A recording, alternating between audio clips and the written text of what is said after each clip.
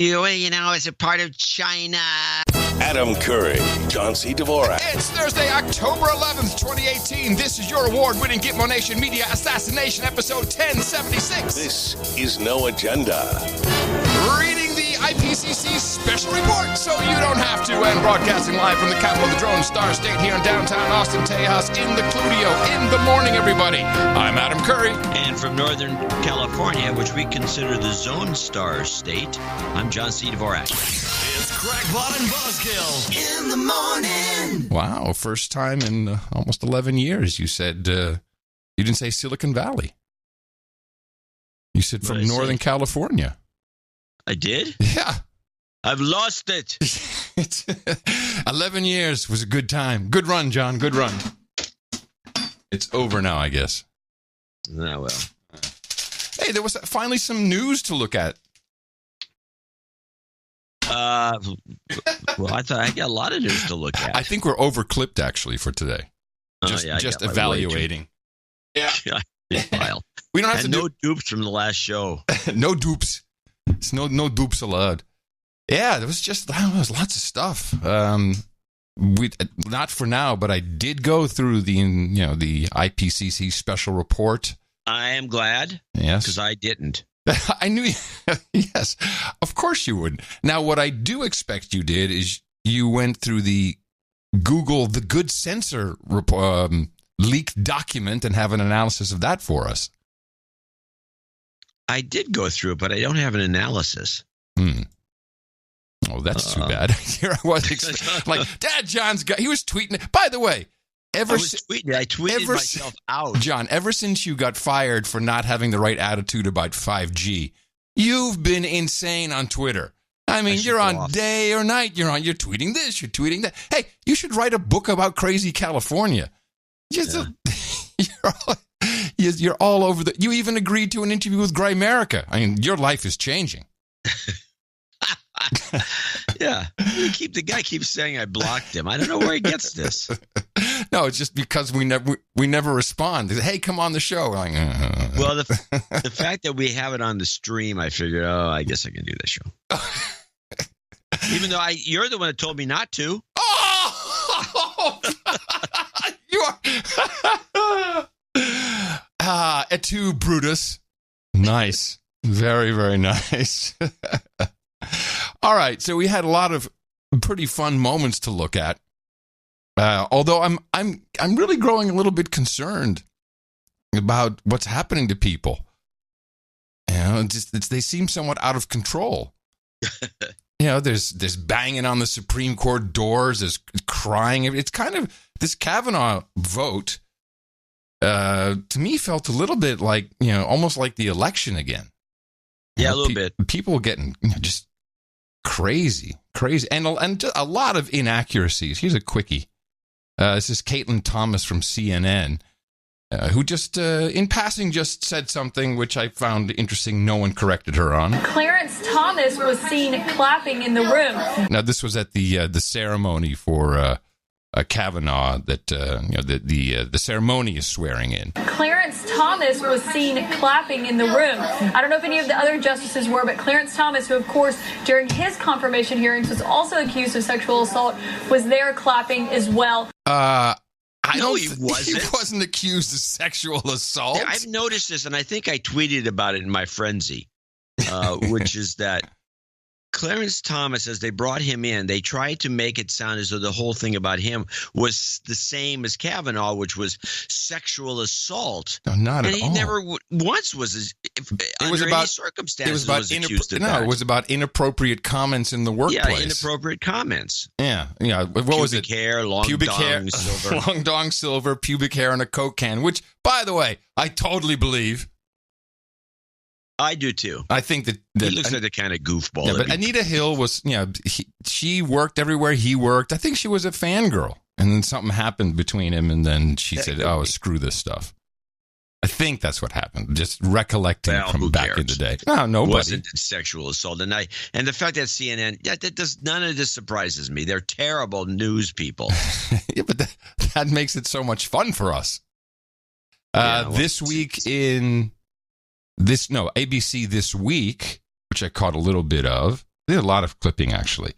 They had on a quote-unquote reporter from Vice. And I say quote-unquote reporter because it's an ad agency, so she's probably in sales. There goes the Zephyr. Oh, perfect timing. And the question of the protesters in the halls of the Senate and outside the Supreme Court, and were any of them paid? Well, yeah. Vice News actually spent a lot of time with the protesters over this past week. We saw the president say these are professional protesters paid by George Soros, et cetera, et cetera. Who? Hey, by the way, we need a Soros thing from Fletcher. We don't have. The funny thing, do yes, we do. have that? Fletcher, we need a Soros thing. By the way, this is the only duplicate clip we have. I have this exact same clip. Oh, really? Yeah. Okay, well, I'll because finish it's it up. such a good clip. Because this guy, the host, I think it's the same clip. It sounds like it. The host is like adamant about, they think the president's a jerk. He says everyone was paid, and she confirms that they were.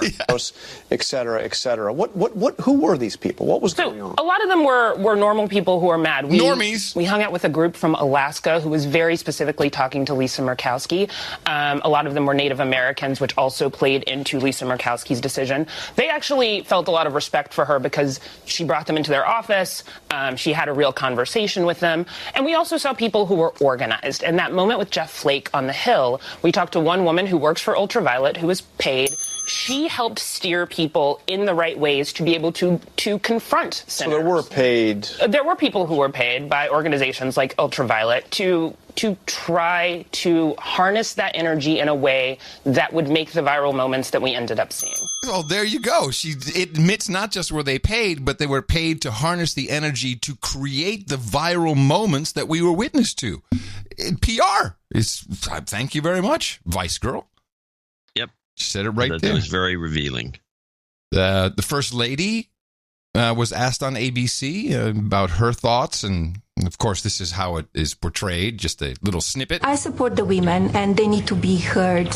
We need to support them. And, also men, not just women. Do you think men in the news that have been accused of sexual assault and sexual harassment have been treated unfairly? We need to have a really hard evidence that, that if you're accused of something, show the evidence. All right. Go Melania. Yeah, it makes nothing but sense. So the evidence. Yeah, hard evidence. So the evidence. Oh. Well, while you're on that kind of thing, we also had on Tom Perez on the Chris Hayes show. Tom Perez, head of the Democratic National Committee. Yeah, he's the head of the whole party. Yeah, he kind of makes a little flub. Oh. Day in and day out. When we see that there are no guardrails in Washington, I mean, we know that for sure. There are no moderate Democrats, basically, left, moderate Republicans left in the United States. Yeah. I need to say, Tucker Carlson has been doing something very douchey for the past two nights. And I should probably move back a little bit. So for some reason, the word mob has now become a problem. Mob.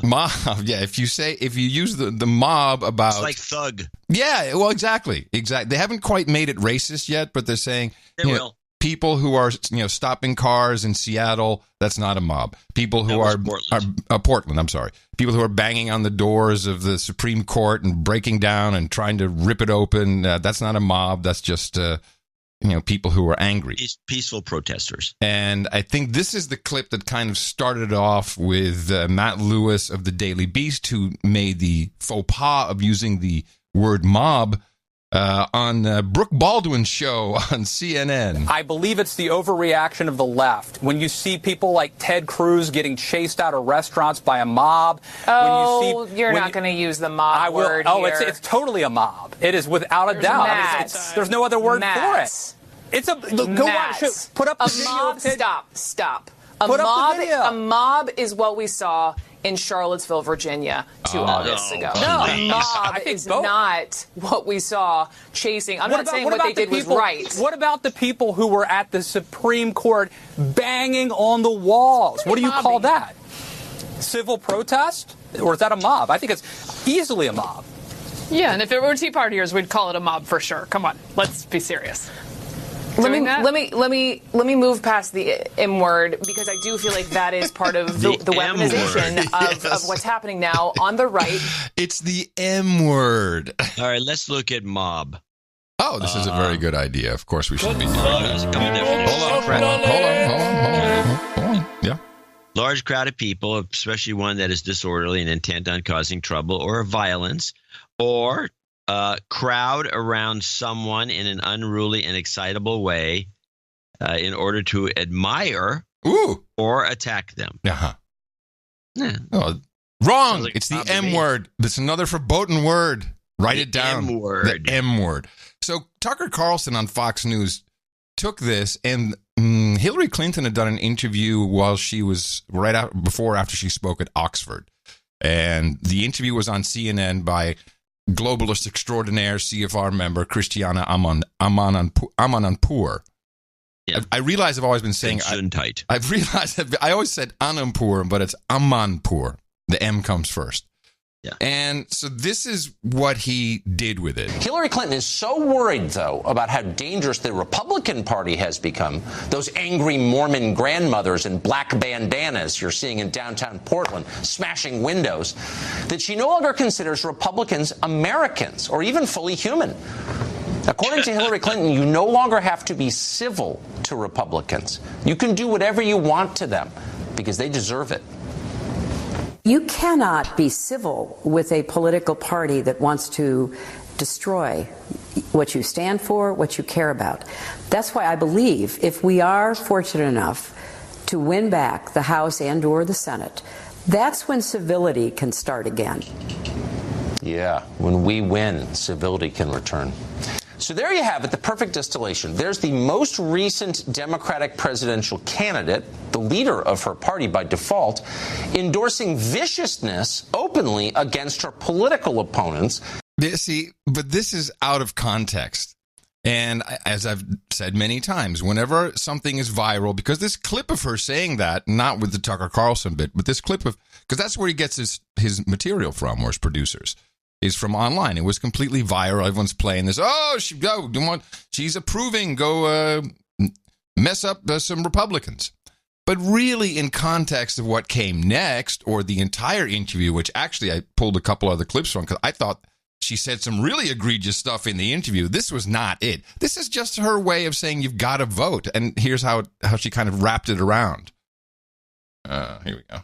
When the Republican Senate denied the right of President Obama to have his nominee for the Supreme Court, Merrick Garland, heard. I think you even wrote that they stole a justice from the Democratic Party. I think they did. I mean, to keep a Supreme Court seat open for a year, to deny a distinguished jurist, they could have voted him down. They could have said, well, for ideological reasons, philosophical reasons, we're not going to vote for him. But no, they stonewalled. And that was such a breach of Senate ethics and the constitutional responsibility of the Senate to advise and consent on nominations that you cannot be civil with a political party that wants to destroy what you stand for, what you care about. That's why I believe if we are fortunate enough to win back the House and or the Senate, that's when civility can start again. So when you're dealing with an ideological party that is driven by the lust for power, that is funded by corporate interests who want a government that does its bidding, it's hard. You can be civil, but you can't overcome what they intend to do unless you win elections. So, if you take the whole thing in context, he's really riling people up. Yeah, she says you got to win elections, and this has nothing to do with being a mob. I'm not going to argue. I could have had that clip. I listened to it, and I decided that it was just tuckered. I figured that. But he's doing it for 2 days in a row, and I'm tired of it. It's riling people up. Well, here's what I'm thinking is going on there. We've watched this show since its inception. We watched him, get to certain modes and get people on and then attack them, and then everyone got a clue and nobody comes on. And he's had to readjust his model. The formula for the show has changed at least twice, maybe 3 times. And this is another attempt at changing it again to get something that works, that doesn't end up making him be by himself or people not come on the show. Right. And I don't know, I think this particular model where he goes off on something a little minor in this case, or exaggerated, which is the way you would have it. Yeah. I think this is just another attempt at getting a better formula. I'd rather see where it goes. It might work out. He's using O'Reilly's old fire. Yeah. And to me, it's off-putting. It's like, this is one of the few cable news shows I'll watch because he does have interesting people from the left come on. And although he always is asking the same stupid question, but this just went too far. There was some other stuff in this Hillary interview I'd like to share, though.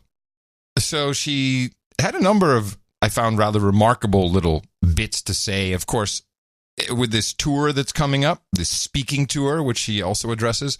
The pre-20. Yeah, she's running. She is running. She's running. Duh. She's just sitting there, just waiting for the opportunity to say, well, seeing as you guys have nothing, I guess I'm your only hope. But she's the new Adlai Stevenson. But she's got problems with the white women, white people, white women. Last night, President Trump had a sort of ceremony for now Justice Kavanaugh at the White House, and he apologized on behalf of the American people for the immense amount of pain and harm that he said that the judge had been put through by this system.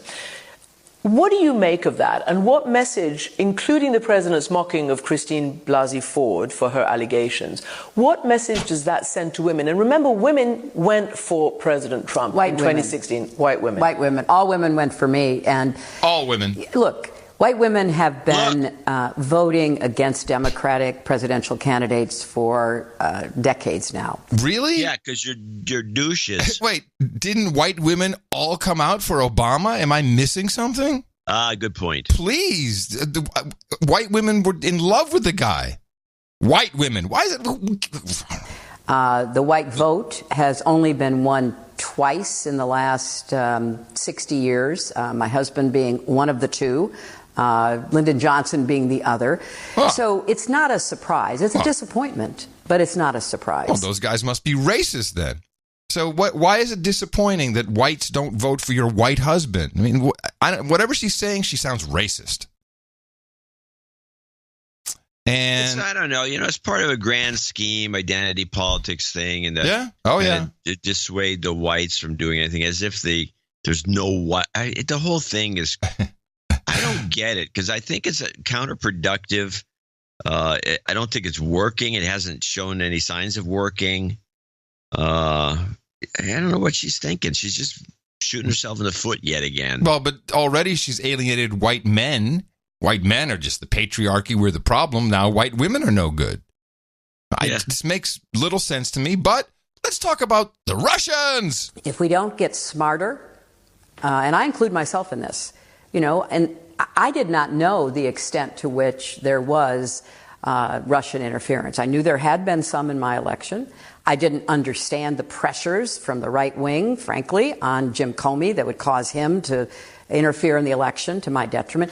Ooh, you hear that? Little interfere in the election to my detriment? Mm-hmm. Hello, Jim Comey. Those were things that were almost unimaginable. Who, when setting up a presidential campaign, would say, "Oh, and don't forget, we have to worry about the Russians manipulating the outcome." I like this. This is more apology. Like if I was setting up a presidential, I'd have to think about the Russians. If I had known this, I would have won. Yeah, if I'd only known about the Russians, then I would have won. I got to stop the Russians. There's the Russians. To worry about the Russians manipulating the outcome. We have to worry about the FBI director intervening into it. We have to worry about WikiLeaks, which is a wholly owned subsidiary of Russian intelligence. What? What? Yeah, wholly owned subsidiary. What? Since when? Since they paid off Julian Assange. Didn't you hear about the share transaction? Was a reverse merger. They backed into a shell. To worry about WikiLeaks. No evidence that indicates that. It's a wholly owned subsidiary of Russian intelligence. I mean, who would have thought that those were the challenges we face? So we do have to get tougher and smarter and stronger. Not cross the line into lying, but there's enough truth and facts that should be more widely known. It's very, very interesting what she says there. Like the lie she just told about Julian Assange? That was...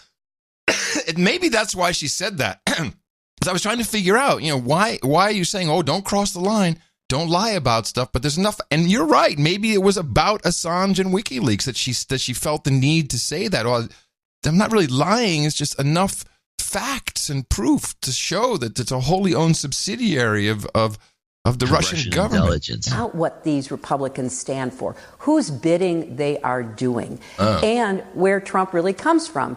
And at some point, Queens? The accumulation of evidence about how Trump and his father manipulated their business, how they, in so many the billionaire Fred? Oh, wait. This is really rich, to coin a phrase, coming from her. From her, Miss Clinton Foundation, tax dodgers of the century. But listen to this. Business, how they, in so many ways, broke, at least the spirit, if not the letter, of tax laws. Whoa. John, whenever I do my taxes, I always think in the spirit. The spirit is to give more money to the government. Isn't that the spirit? What is the spirit of the tax law? Yeah. Tax law has no spirit. It's complete slave control. It's not spirit. How he did business with the mafia, how he's indebted to the Russians. At some point... Oh, he did business with the mafia, indebted to the Russians. That has to matter, but it won't matter unless Democrats keep driving this message about what's really at stake with the presidency of someone who admires dictators, who clearly has authoritarian tendencies. Now, she went on quite a tangent, and I clipped down a lot of stuff here. But now she's asking a very important question about this dictatorship around the world and the nationalists and the far right. And she has some questions about this. Why is it when the world, and particularly the West, is by any measure richer, safer, healthier, stronger, what is giving rise to these yearnings, not for greater freedom and for a democracy that really lives up to its name, where you don't try to throw voters off the rolls, but you want everyone to vote? What is it that is motivating large numbers of people to seek the kind of leadership that will limit freedom, starting with the press, academia, political parties?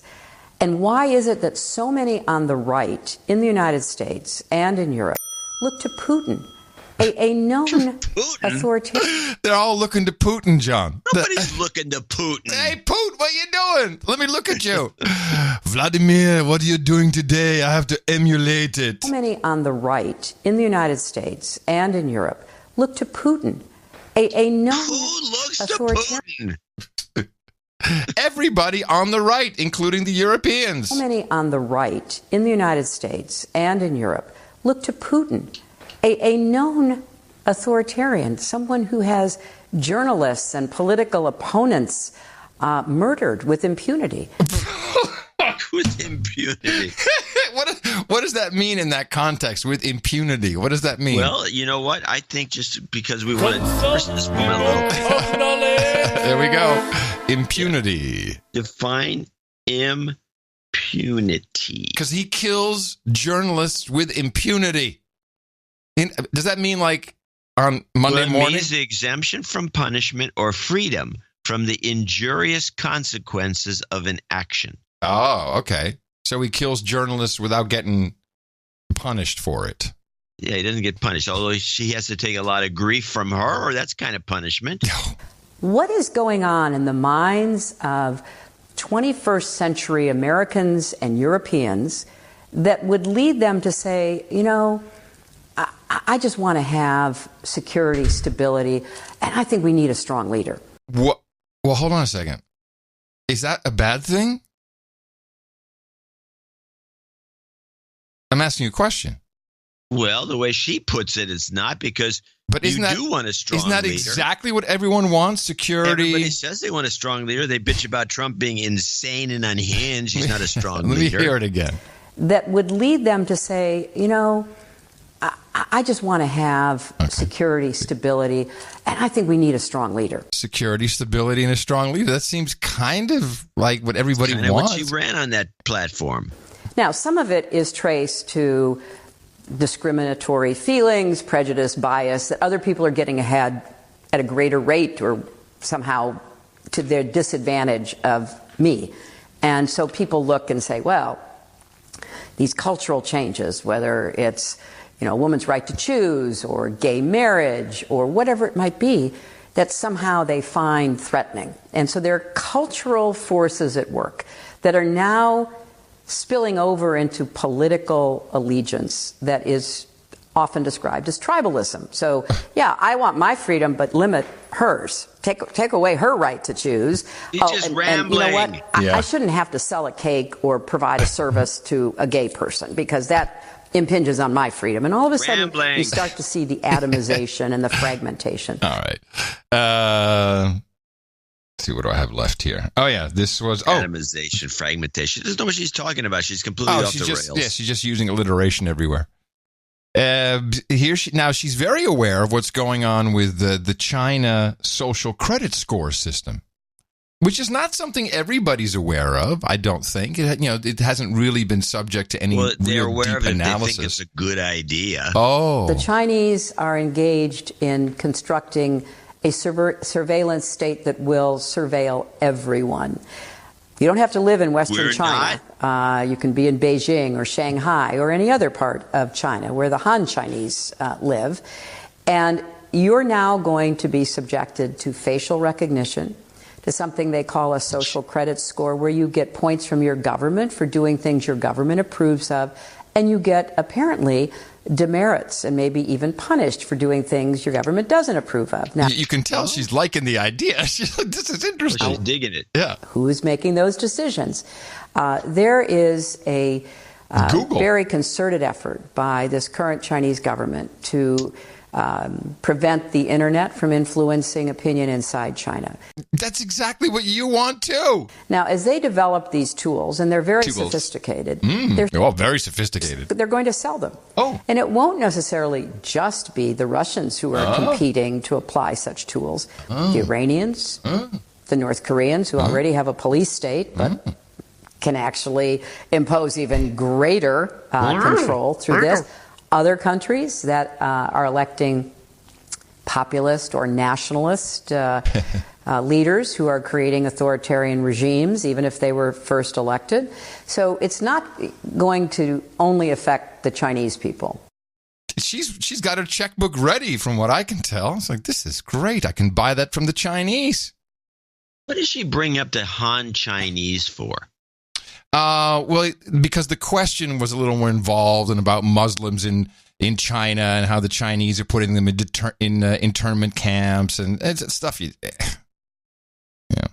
But I think the only thing we all really want to know, final clip, is how about the speaking tour? What is she going to do on the speaking tour? We know the short answer, which is prepare for and deploy her presidential campaign part trois. But let's hear it from the horse's mouth. Okay, before you play it, I should mention she's looking for playbooks, and I think she thinks the speaking tour will give her the kind of who had that as a playbook previously? Reagan. Okay. Reagan gave a speaking tour on behalf of General Electric, which was a very conservative speaking tour. It was called The Speech. And the speech was used as a model for his later speeches. Then he developed the speech over a number. But I think he did hundreds of lectures, hundreds of tours. He was floating all over the place. And the idea was to test the waters for his kind of conservative thinking. Interesting. And I think that's the playbook. Okay. To that end, it appears that you and your husband, President Clinton, are going to go on a big 13 citywide speaking engagement around the United States, just being announced. What is it that you plan to say? What are you going to talk about? Well, we were asked to do this. Sure. Apparently, there's some appetite for it. Appetite. But it's going to be both personal, which is something people are very interested in. Do you think that people will heckle her when she does this? No, they won't allow it. Yeah, but you can buy a ticket. You can just buy a ticket like everybody else if you have the money. I think the lowest ticket on the tour is paid for. They're just going to do it to make money. Oh yeah, the lowest ticket is $75, and the highest I think is $700. Well, I would like to see him heckled, although it's less likely because it's not the heckling type of people that are against her. No, you get kicked out, but it'll make for some great viral moments. It probably wouldn't make for any videos. It probably, who knows? Whatever the case, I think there's another problem with this speaking tour that's going to be. Do you want to hear the rest of the tour, what it's about? Yeah, I do, but I want to mention this too, which is that how does she speak with Bill? Bill is the great speaker. He'll just hog the mic.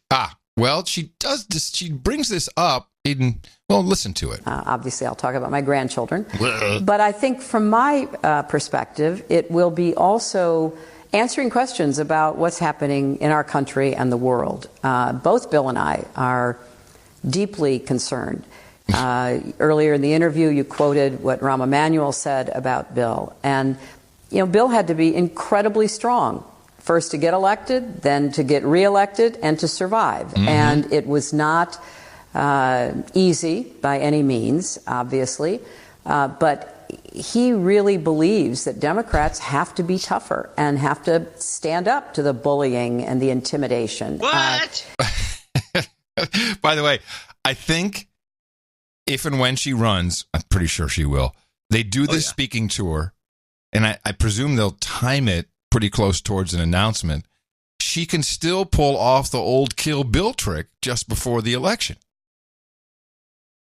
Well, it'll be his swan song, the problem with the last time around, we have this theory on the show, and people, we haven't been called out on it for being gruesome or ghoulish, but we could have been. We had predicted that Bill would have been somehow something would have happened to him before the election. No, remember the full theory is he would die of a heart attack, but it would be in the saddle with a couple of hookers. Well, that's not the full theory. That's a funny version of what you'd think is funny.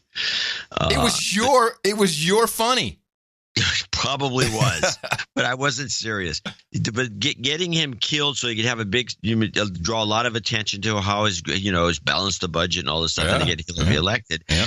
That was going to be done if she was losing the election, but there was never any indication that she was going to lose. She was going to win right until the last day. Yeah. So she never got to pull this stunt. Well, it could be used as a precursor now. I'm just thinking it just struck me. So I think he'll have things to say about. Stop. You can't do it too.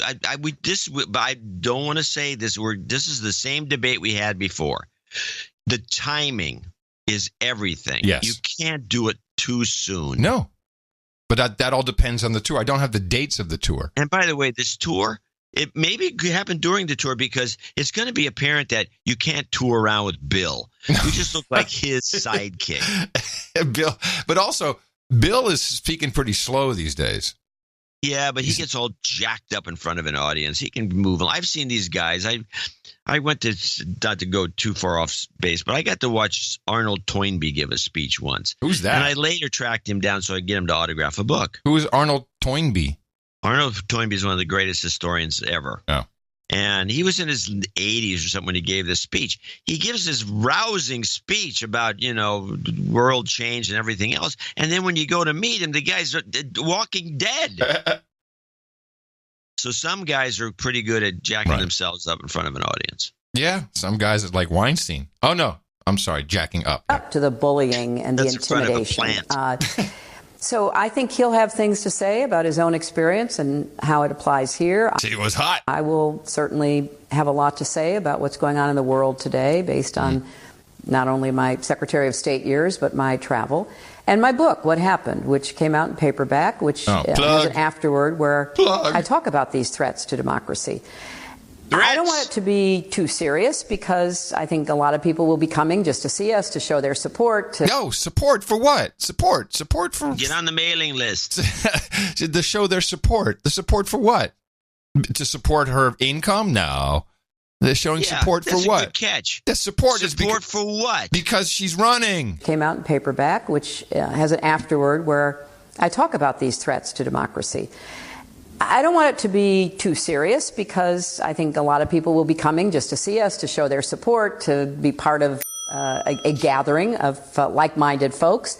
But I do want to leave some thoughts, as I tried to do in the speech today, about what each of us can do. You say that you're going to talk about the difficulties that your husband went through, that you went through. Obviously, you're going to be prepared to have questions about that moment in 1998, the impeachment, the allegations of sexual harassment against your own husband. Are you prepared? Yeah, well, go ahead.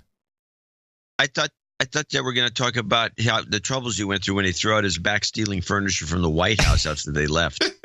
I told Tina that story last night. She says, "What?" I said, "Yeah. Well, didn't they take China and stuff? Took all kinds of stuff, China, whatever they could get. But did they give it back? Whatever happened to that? Yeah, they got busted for it and told to return it. To answer those questions, is he prepared to answer them? And how do you see that? Similar or different from what President Trump is being accused of and Kavanaugh and others today? Okay, so now this is interesting. Let's just review. How is what Bill Clinton was accused of, namely rape? Rape. He was accused of rape and inappropriate behavior in the Oval Office. To me, not impeachable. Dog. No, but it was the lie that got him impeached. Yes, it was the lie that got him impeached. Depends on what the meaning of the word is. But how does it differ what he was accused of, namely rape, from Trump and Kavanaugh? Has Trump been accused of rape? Yeah.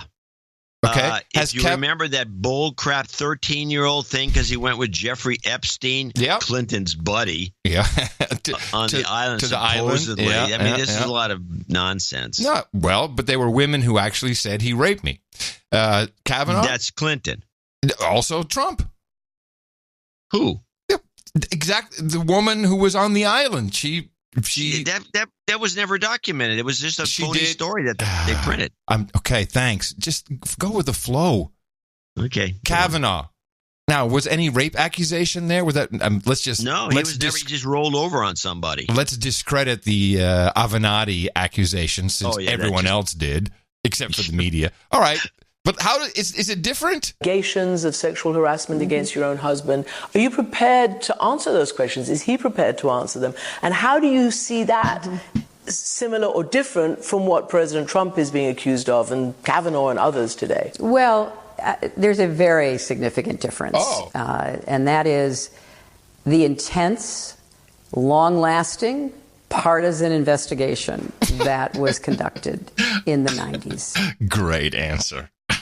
What the hell did she say? What does that mean? The difference between what Bill was accused of and Trump and Kavanaugh and men like that is that Bill went through a very rough investigation. It's almost too delicious to believe, my friends. So, that is the land of unconfirmed rape. Yes, we came, we saw, he died. There you go. So she's running. Yeah. She's already circumventing questions like that. Yeah. Okay. Well, we knew she was going to run, and the Democrats have got to be completely freaked out about this because they know that she's not going to win. You can't keep running the same candidate. They didn't vote her in the first time for a lot of good reasons. Yes, but John, she's going to get less votes this time. No, but they're going to change the Electoral College. At best, discredit it. No, of course they can't. But this talk, what the former New York banker was bitching about, this is really ratcheted up. What did he bitch about? The Electoral College. California to run the country? Yes. Or isn't thinking straight. And now Edison Research, for the upcoming midterm, Edison Research will provide, by the way, they give this news, they give this to a lot of people, will provide exit polls and will tabulate the national vote across every county in the United States. And they'll be doing that for ABC, CBS, CNN, and NBC news departments. You see, they're going to be reporting on the popular vote again. Here's what's going to happen. And I would include California in this. she's going to lose the popular vote. She's going to lose both the popular vote and the electoral vote, and it's going to be moot. And because no one's going to vote for her. I mean, you can't keep, she's just be a third time she runs, and she's not effective. She's an ineffective candidate. She has the wrong people around her. She makes the wrong decisions. They're all just a bunch of lunatics working for her. They're no good. And there's no way she can win. It's going to get worse and worse. The thing they've got to do is they've got to run somebody who can beat Trump, and they can't find anyone. And she's a lizard. Well, she probably is a lizard. That's true. She doesn't sweat. Just to add that. Hey, I got a lot of feedback from our Instagram Adderall convo. Yeah. And very little people, well, a couple agreed and just went, oh my gosh, you're so right about Instagram and Adderall being a perfect pairing. But what I got the most response for, and I'm talking 15, maybe 20 different emails, is people listening to podcasts, in particular this podcast, at high speed. Yeah. And I had wondered, do people are they on Adderall? Is that why they have to listen to it at a higher speed? I can answer conclusively that people who listen to the show on high speed are not necessarily also taking Adderall or similar amphetamine. However, people who are on an amphetamine, without fail, in my minor poll, all of them listen at fast speed. And the apparent optimum Adderall speed of this podcast is 1.75 times. Sounds like a mosquito. I got a lot of people talking about it, and how it helps them, and it's really a miracle for them, and which I don't want to take away any of that from anybody. And I'm sure if you need to get a test done, you take some speed. Yeah, hell yeah, you get it done. Well, you're not going to do as well. Yeah, well, I'm not. This is probably why we get people that. Hey, what did you say about the? What was the name of that again? You can't. Why don't you rewind it and then listen to yourself? Well, people ask for clarifications. People misunderstand us. Yeah, it's all because of this. Yeah. Anyway, 1.75 is. I was trying to think, how can I do something with production, or maybe we should just release a faster version for everybody, or just do this, just release it as faster for the Adderall generation. There you go. This is the No Agenda Show, the podcast for the Adderall generation. Yeah, well, it's just a thought. Just a thought. So we have a couple of things going on. There's some meme changes. Are you done with Hillary? I hope so. Yeah. Hell yeah. Well, first of all, Nikki Haley resigned, which brought up a bunch of speculation about her being the one behind the memo. But yeah, I don't think so. And I don't think so either. And I heard she did bitch and moan about Trump early on, but she didn't, I don't think so. Yeah, but here's the rundown. This is a Democracy Now! Rundown on Haley resigning. Nikki Haley, the U.S. ambassador to the United Nations, has announced she's resigning her post at the end of the year. The former South Carolina governor was one of the few women in Trump's cabinet. She gave no reason for her departure. What was that Haley comment made the surprise. There's plenty of cabinets with no women. Yeah, but this is Democracy Now!, which you single-handedly support. Women in this cabinet, which you single-handedly support. They have DeVos. They have the woman as the head of Homeland Security. They have Nikki Haley. How about Gina Haskell? Gina Haskell from CIA. That's another. Well, she's not in the cabinet, though. I don't think. Right. No. But there's that Chinese woman, and the Chinese woman. Yeah, there's a Chinese woman that's the wife of what's his name, the Speaker of the House. That guy. He's got a She's Asian. I don't know if she's Chinese. We think about 5 women in this cabinet. Anyway, go on. Just keep playing. Nikki Haley, the U.S. ambassador to the United Nations, has announced she's resigning her post at the end of the year. The former South Carolina governor was one of the few women in Trump's cabinet. She gave no reason for her departure. Haley made the surprise announcement at the White House Tuesday alongside President Trump. During her remarks, she praised the president for pulling out of the Iran nuclear deal and for being a close ally to Israel. But I'm most excited. Look at the 2 years. Look at what has happened in 2 years with the United States on foreign policy. Now the United States is respected. Countries may not like what we do, but they respect what we do. They know that if we say we're going to do something, we follow it through. And the president proved that, whether it was with the chemical weapons in Syria, whether it's with NATO, saying that other countries have to pay their share. I mean, whether it's the trade deals, which have been amazing, they get that the president means business and they follow through with that. But then if you look at just these 2 years at the UN, we've cut $1.3 billion in the UN's budget. We've made it stronger. We've made it more efficient. South Sudan, we got an arms embargo, which was a long time coming. 3 North Korean sanctions packages, which were the largest in a generation, done in a way that we could really work towards denuclearizing North Korea. The Iran deal, bringing attention to the world that every country needs to understand you can't overlook all of the bad things they're doing. You have to see them for the threat that they are. I think you look at the anti-Israel bias and the strength and courage that the president showed in moving the embassy and showing the rest of the world we will put our embassy where we want to put our embassy. During Nikki Haley's time as U.S. ambassador to the United Nations, the United States withdrew from the Paris Climate Accord, the UN Human Rights Council, the Iran nuclear deal, UNRWA, the UN agency that provides humanitarian aid to Palestinians, and UNESCO, the UN Educational and Cultural Agency. The Trump administration also threatened to sanction judges on the International Criminal Court if it went after Israel or the United States for war crimes. And the U.S. refused to sign the Global Compact on Migration, a set of non-binding rules for safe, orderly, and regular migration. While Nikki Haley did not say why she was resigning, she dismissed speculation she'll be running for president in 2020. Yeah. I don't see what the big deal is. A little couple of stabs at the end. Yeah, it was all globalist crap. Lionel had a funny bit on her. Lionel from RT. I haven't heard him for a while. Nikki Haley always gave me the impression, whenever I heard her, she sounded like the assistant principal reading the lunch menu on the speaker. You know, in the morning, I'm going to read this paper, and I don't know what it means. I'm just going to read it. Good morning, school. Today we have fish sticks and tater tots. I think he nailed that one.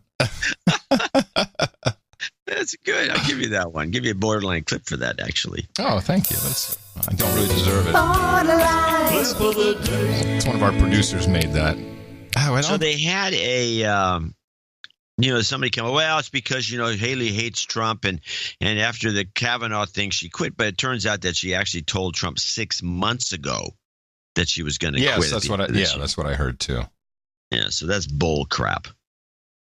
So here's who's taken over. It looks like it's going to be Dina Powell. That's the best estimate everyone has. And they keep running her out there as kind of a flyer. All of a sudden, I never heard of this woman. Now she's in the news every which way. Donald Trump also said one possible candidate is Dina Powell, an Egyptian-born Goldman Sachs executive and Trump's former deputy national security advisor. Powell said to be close to the president, as well as his daughter Ivanka and her husband Jared Kushner. While at the White House, Powell focused in part on U.S. relations with Israel and Saudi Arabia. She attended President Trump's first meeting with the Crown Prince of Saudi Arabia, Mohammed bin Salman. NBC reports she was also involved with overseeing a $200 billion arms deal between the U.S. and Saudi Arabia. So she looks like a shoo-in because she's a sales girl. Yeah, from the Goldmans. From the Goldmans. Yeah. Well, that's what it is, right? It's a sales job. That's exactly what it is. Yeah, of course it is. Most of these jobs are sales jobs. The way we do, we're a company of businessmen. One of our producers was saying, and trying to get in an argument, which I don't do, said, no, this was a deal with the Republicans to push Kavanaugh through only if Haley resigned. What? Yeah, to me that sounded like a pretty bad deal. Supreme Court justice for getting rid of the almost ceremonial role of a sales job. Yeah. I mean, there's plenty of salespeople. Who comes up with this stuff? Oh, one of our producers. And he was like, I can't wait to hear what you guys talk about. I was like, nah, I don't think it doesn't make any sense. Let's try to keep it within the realm of possibility. Yeah. But it does bring us to the Khashoggi thing. Ah, Khashoggi. Now, Khashoggi is a very famous name. Khashoggi is, and he is directly related to Adnan Khashoggi, who was probably one of the most famous and at the time richest arms dealers from Saudi Arabia. Yeah, rumored to be worth about $4 billion at one point. And this guy is the reason why I know this is I looked into him because, they say, well, this is really important. It's a Washington Post reporter, Washington Post columnist, Washington Post, wapo, wapo, wapo, wapo, wapo, wapo, wapo, wapo. I'm like, a little too much wapo. Yeah, I agree. Well, I have a quick rundown and you can go into what you discovered.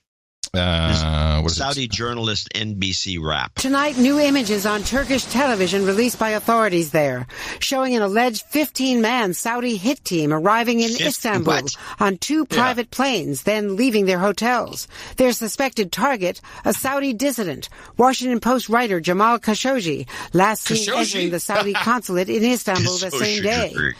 That was pretty funny. Khashoggi?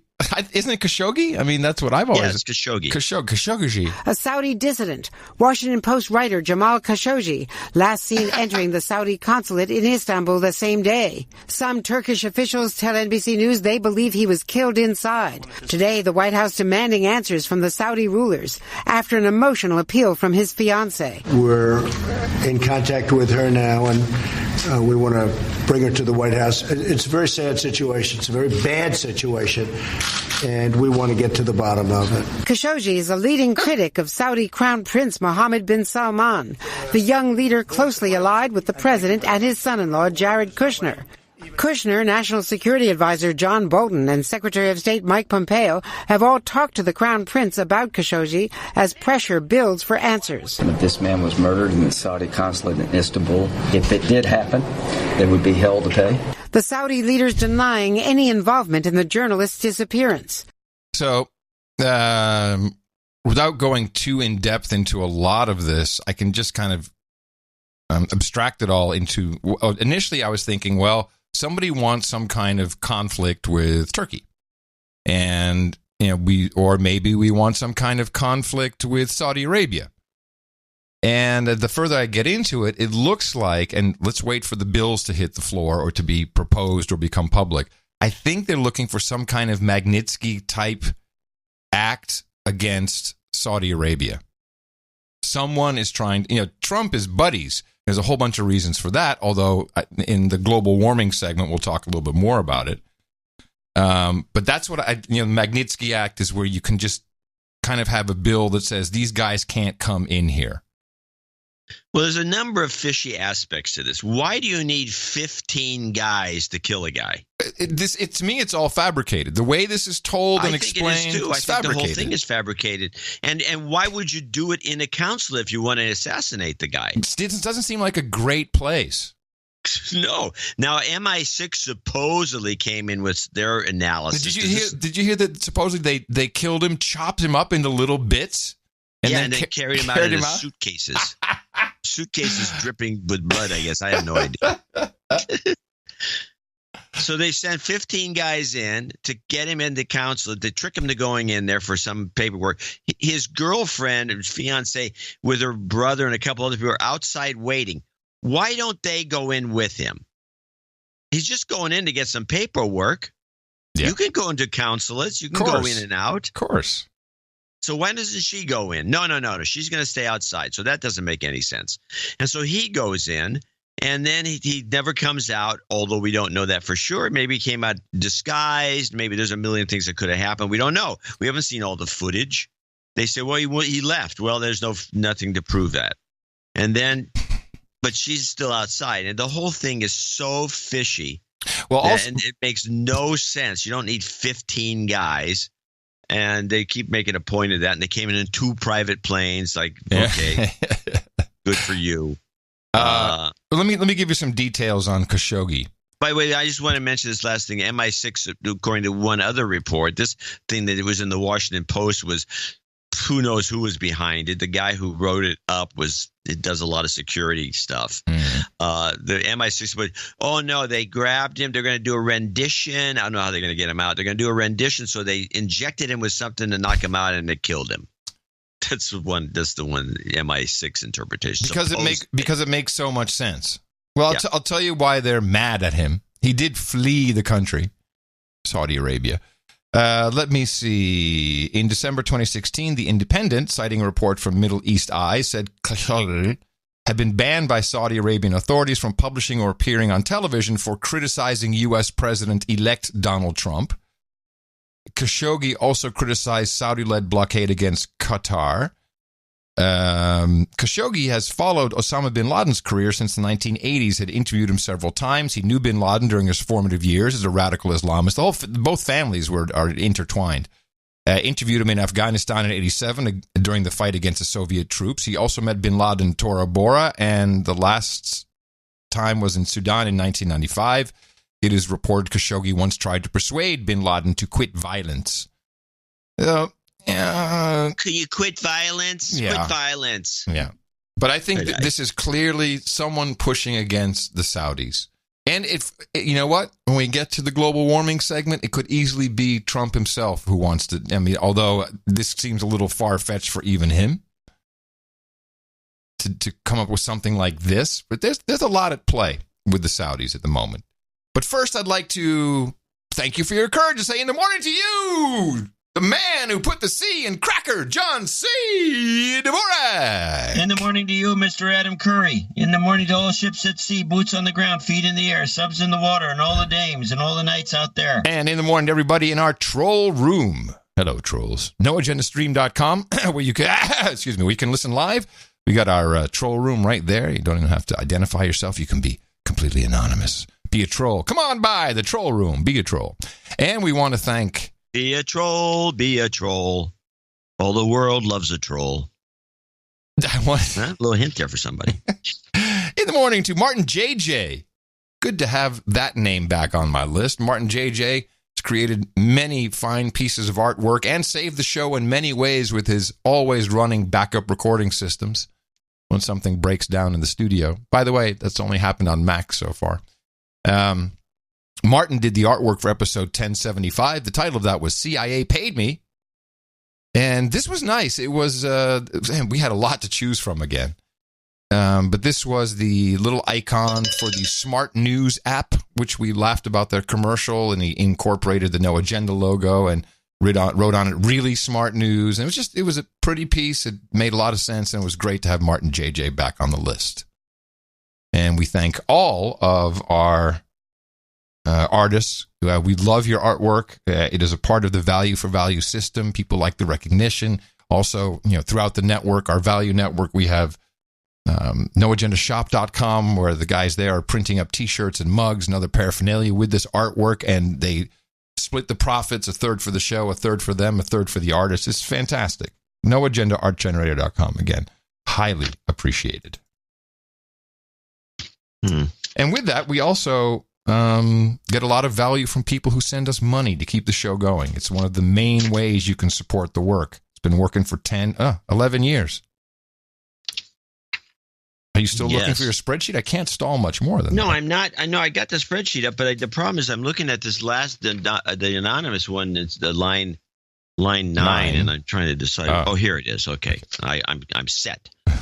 I'm ready to go. Brandon Gamach is our top. He's the executive producer. Everybody else is associates, and or Gamache in Stanwood, Washington, $333.33.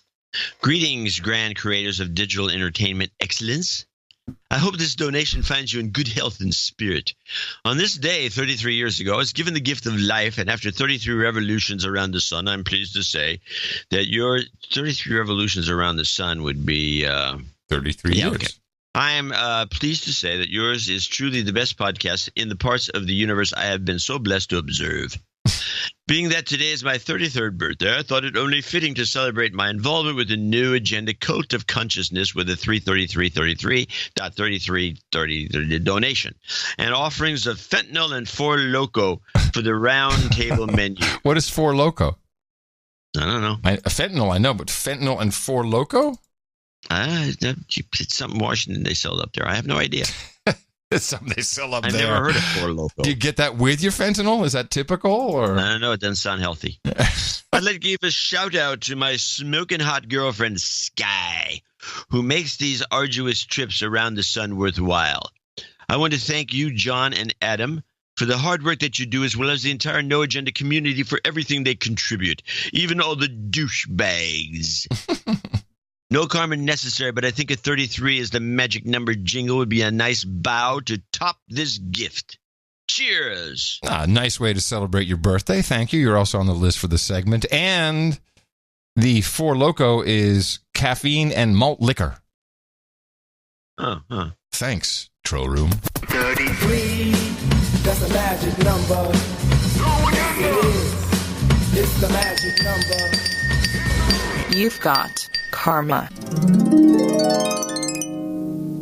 John Boland in Brockport, New York, $250. And he says, thanks for meeting me for a great meal. Well, you're welcome. Was that to me or to you? Oh, I don't know. It must be, I don't remember meeting him for a meal. I don't remember. I don't know either. Maybe it was the guy sitting at the table next to you. Okay. He needs a don't eat me 2 to the head scream. Karma for Tina and her family. He must have met with you. Hold on. Oh, this is John. Yeah, he's been trying to meet with me. He's in Austin for a conference, and it's just, we've had a kind of with Tina's sister, we've had a lot of it's not been a meeting kind of week. So, okay. So I haven't, but he's, I think he leaves today. So I apologize. Well, thank you very much. We appreciate the support of the show. Don't eat me, Hillary Clinton. You've got karma. You missed a 2 to the head. Oh, jeez. There you go. Sir James of the Mountains, $314 Canadian. Happy belated Scandinavian Thanksgiving to my 2 favorite turkeys. Hey, love and light. Goat karma, please. You've got karma. I came in with $233.33, and he claims that's $314 Canadian. Well, wait a minute. If it doesn't he become an executive producer then? Isn't that part of our deal?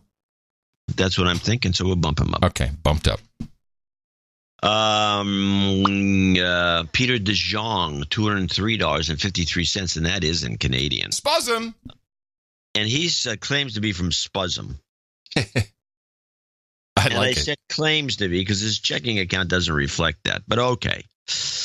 I occasionally do look at the MSM he writes, and it always feels unhealthy. I fear that this donation will only serve to encourage you to, but if the show ends, I will miss the deconstruction humor and the OTG segments.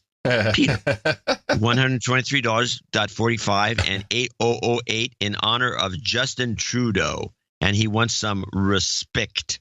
Okay, you could have told me that earlier. Respect. Okay, well, good. I have an OTG, a little OTG segment for you. Does he need karma with that respect? I might as well. Yeah, give him some. RESPICT. You've got karma. What an idiot. John Henry in Fajardo, Puerto Rico, $201. He actually sent also a second check. He sent a check for the Ronald McDonald Foundation, which I'll forward to you. Oh, yes. He sent a very nice long note about Tina's place of work, which actually was forwarded on to the CEO. It was really nice. Dear John and Adam, what does Justice Kavanaugh's dog say? Boof, boof. Wow. Sorry for that horrible joke, but I couldn't resist. I've been a douchebag for too long, so here's $201 to start me on my next step to knighthood. Give him a de-douching. You got it. You've been de-douched. So the fitting wedding present will be the check to the Ronald McDonald House in their name. I both wish them immense happiness forever. Can you please give a shout out to my business, changeover.com, at www.changeover.com. In these times of a screaming economy and difficulty in hiring, reducing downtime is more important than ever. Cutting just 10 minutes of downtime per day adds an extra week of output, essentially for free. This is what to do. In addition to being a knight, I am the changeover wizard. Hold on, what is it? Changeover? What was the name of that website? Changeover.com. The shout-out allows me to claim the donation as advertising. It may help to point this out as a way to increase donations. Interesting. I think a lot of guys have been doing that. We changed downtime to uptime.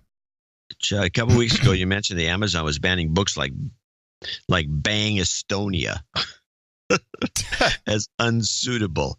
Yeah. The story of O. It's been called the most pornographic novel ever written and deals heavily with physical, sexual, and mental about women as a good thing. I don't know. So why is that book still deemed suitable for listing on Amazon? Oh, the story about... congrats to Amazon, to Tina and Adam and keep up the good work. Thank you very much. He hopes to be listening in 2050. Me too. Don't know what you'll be listening to, but I hope you're still listening. Sir John Zika is his name, he says to you. Ah, yes. All right, onward to Jim Van Beveren. Jim Van Beveren. And he wrote a handwritten note. He came in with $201 also. And he has, he's from Concord, California. He has a handwritten note. And it's very long. It's 6 pages. I'm only going to read some of it. I'll just read the beginning. John and Adam, I'm writing this letter in the observation car of the California Zephyr. Headed east to Chicago, then on to Boston. As I sit and write, I am surrounded by many wonderful, friendly Amish traveling companions. Adam, talk about OTG. These people have mastered the art.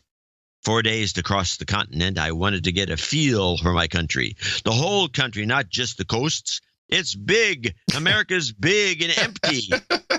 By Bay Area standards, for sure. Overpopulated, posh, yet another myth.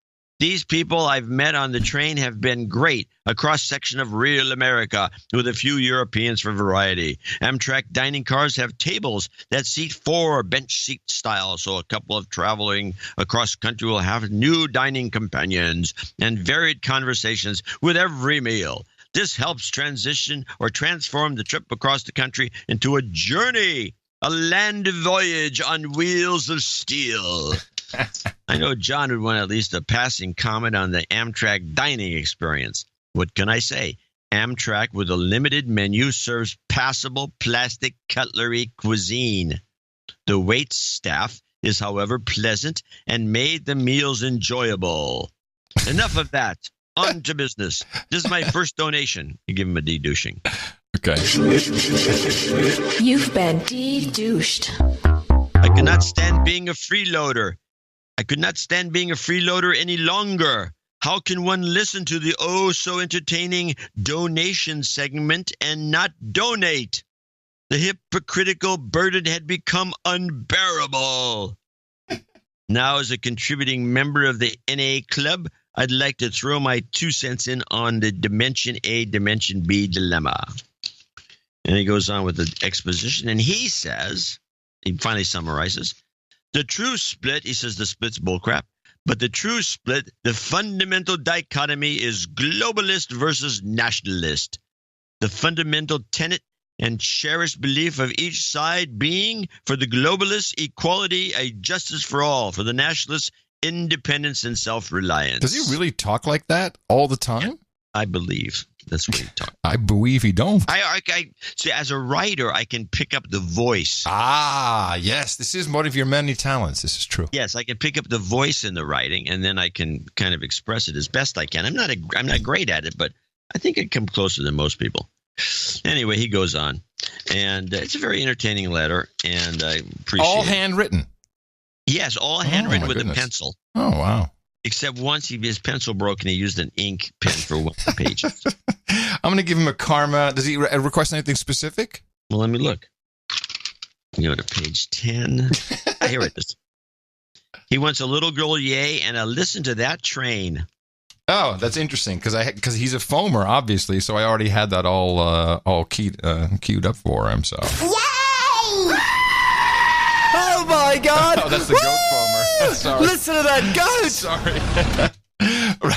Wrong foamer. Yeah, that was the wrong foamer. I'm sorry. Here's the foamer we want. Oh my God! Woo! Listen to that horn! You've got there we go. karma. I'll keep that letter. It's a good one. Onward. Stephen Chanel, I think Chanel. Schnuella. McMinnville, Tennessee. Stephen Schnuell. Stephen Schnuell. Because I don't trust that my fellow team we eat and teammates will follow through and donate. If they don't, please double up on the douchebag call out. Well, so what do I do? All right, give him a douchebag. Right. Douchebag. By the way, the Nashville comments from last week were a little ahead of the curve. Yes, there are Dimension B up talkers riding scooters everywhere, but we still use restrooms and we don't have to watch our step while walking on Broadway. Hey, in your future, my friend, poop on the streets in your future. If there's scooters, there's poopers. It's the no agenda rule. If there's scooters, there's poopers. Anonymous is $200. That Stephen was $200, and this is $200. And he did send an email in. I'm trying to see how long. This also, it's like the beginning. It's like a book proposal. This thing, but I'll read some of it. The trigger for this note and donation was due to your great last episode and analysis about millennials being hooked on Insta. Mm-hmm.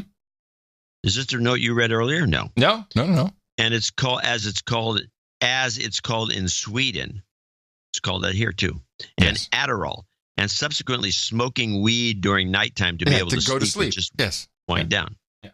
Okay. I do definitely think there's something to it. And even though I never used Insta, I will share my similar experience. I've had this habit with armodafinil. Oh, it's another fine product.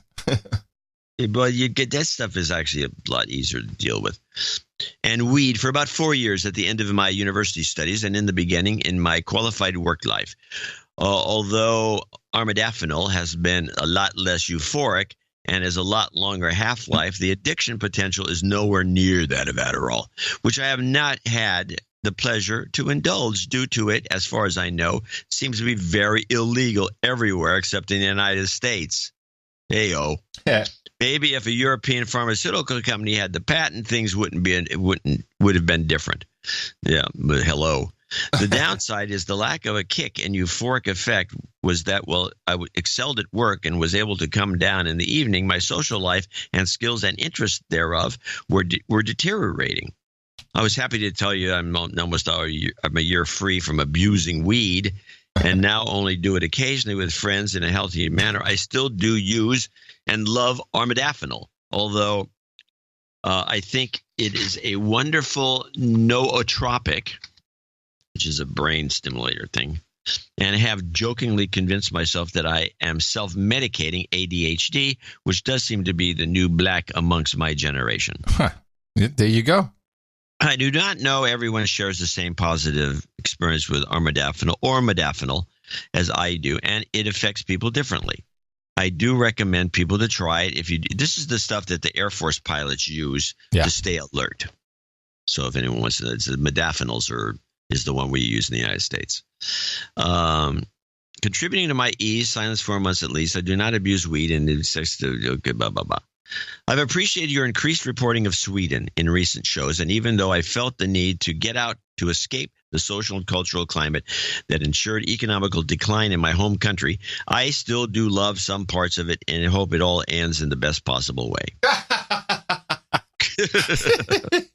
Yeah, now that you mention it, it is funny. I'm still a slave to the Swedish tax authorities and hope to solve this by establishing myself someplace long-term next year. I'd like a call out to my brother Oscar and friend Max as douchebags. Douchebag. I also like some delayed fuck cancer for Max. Jeez, he calls him a douchebag, and then he wants some delayed fuck cancer karma. And realize his donation will tip me over the night. And, I don't think we have him on the knighthood thing. Oh, wait. He's a knight? I said this donation will tip me over to knighthood, and I would like to be knighted as Sir Autonomous. Okay, hold on a second. Antonymus of Sviland. Yeah, hold on. I got to put this now. This is problematic. Oh, no, I got it in there. He's on the list. I would have normally. I didn't read the whole note. He's on the list. Somehow Eric got him on the list. Good. Eric got him on the list? He's on the list. Oh, hey, I think I sent Eric this note just to read. But he's not with the +1. It's a +1. Last but not least, I've been thinking about how I should celebrate sending my first invoice to a client. I am currently thinking about treating myself with either an Oakland A's cap, as I regret I left mine in Sweden, Intel NUC to play with and maybe build a travel server router, or 2 Thai bar girls. We have a winner. Yeah, I think so. I think the bar girls are probably a better bet. That's the way to go, my friend. I could go on longer, but you get the point. I found it worthwhile. I hope you found this a worthwhile read. He's got the accounting in here, and then I don't see any requests. So just give him a karma and it will be done. Oh, and he wants an F cancer karma. F cancer karma, right. Sorry. Okay. That's what he wants. Yes, happy to do that. You've got karma. And we want to thank all these folks for being our executive and associate executive producers for show 1076. Yes, titles that are completely valid anywhere that titles are recognized. Certainly these types of credits, executive producer, associate executive producer of episode 1076 of the No Agenda Show. And thank you very much. Really appreciate that, everybody. Also for the notes. It's I learn a lot from this segment. Hear that? People who skip it? Oh, wait. And by the way, do people who are on Adderall and listen at 1.75 speed still skip the donation segment? I don't know that they're paying attention to anything. Remember, we have another show coming up on Sunday. Please go and support us at Dvorak.org/NA. And it is National Hispanic Heritage Month on NFL. Our formula is this. We go out, we hit people in the mouth.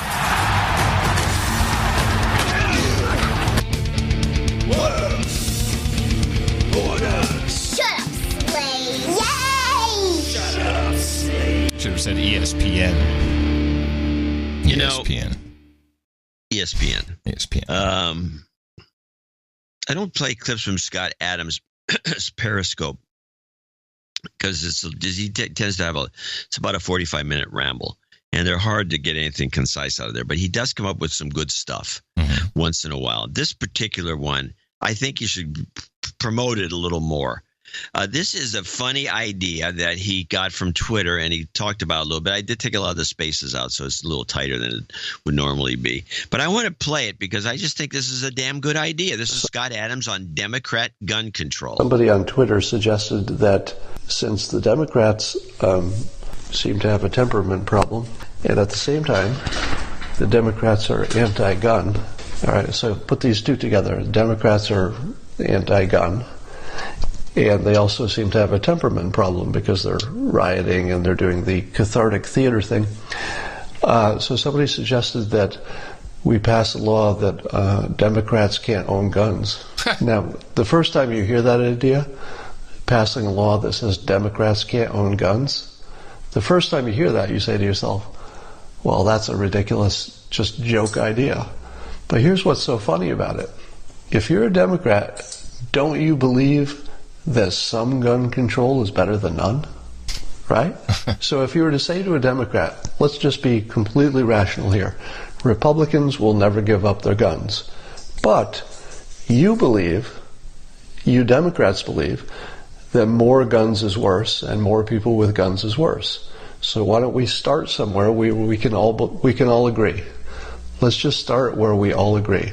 We all agree that if you're a registered Democrat, you shouldn't have a gun.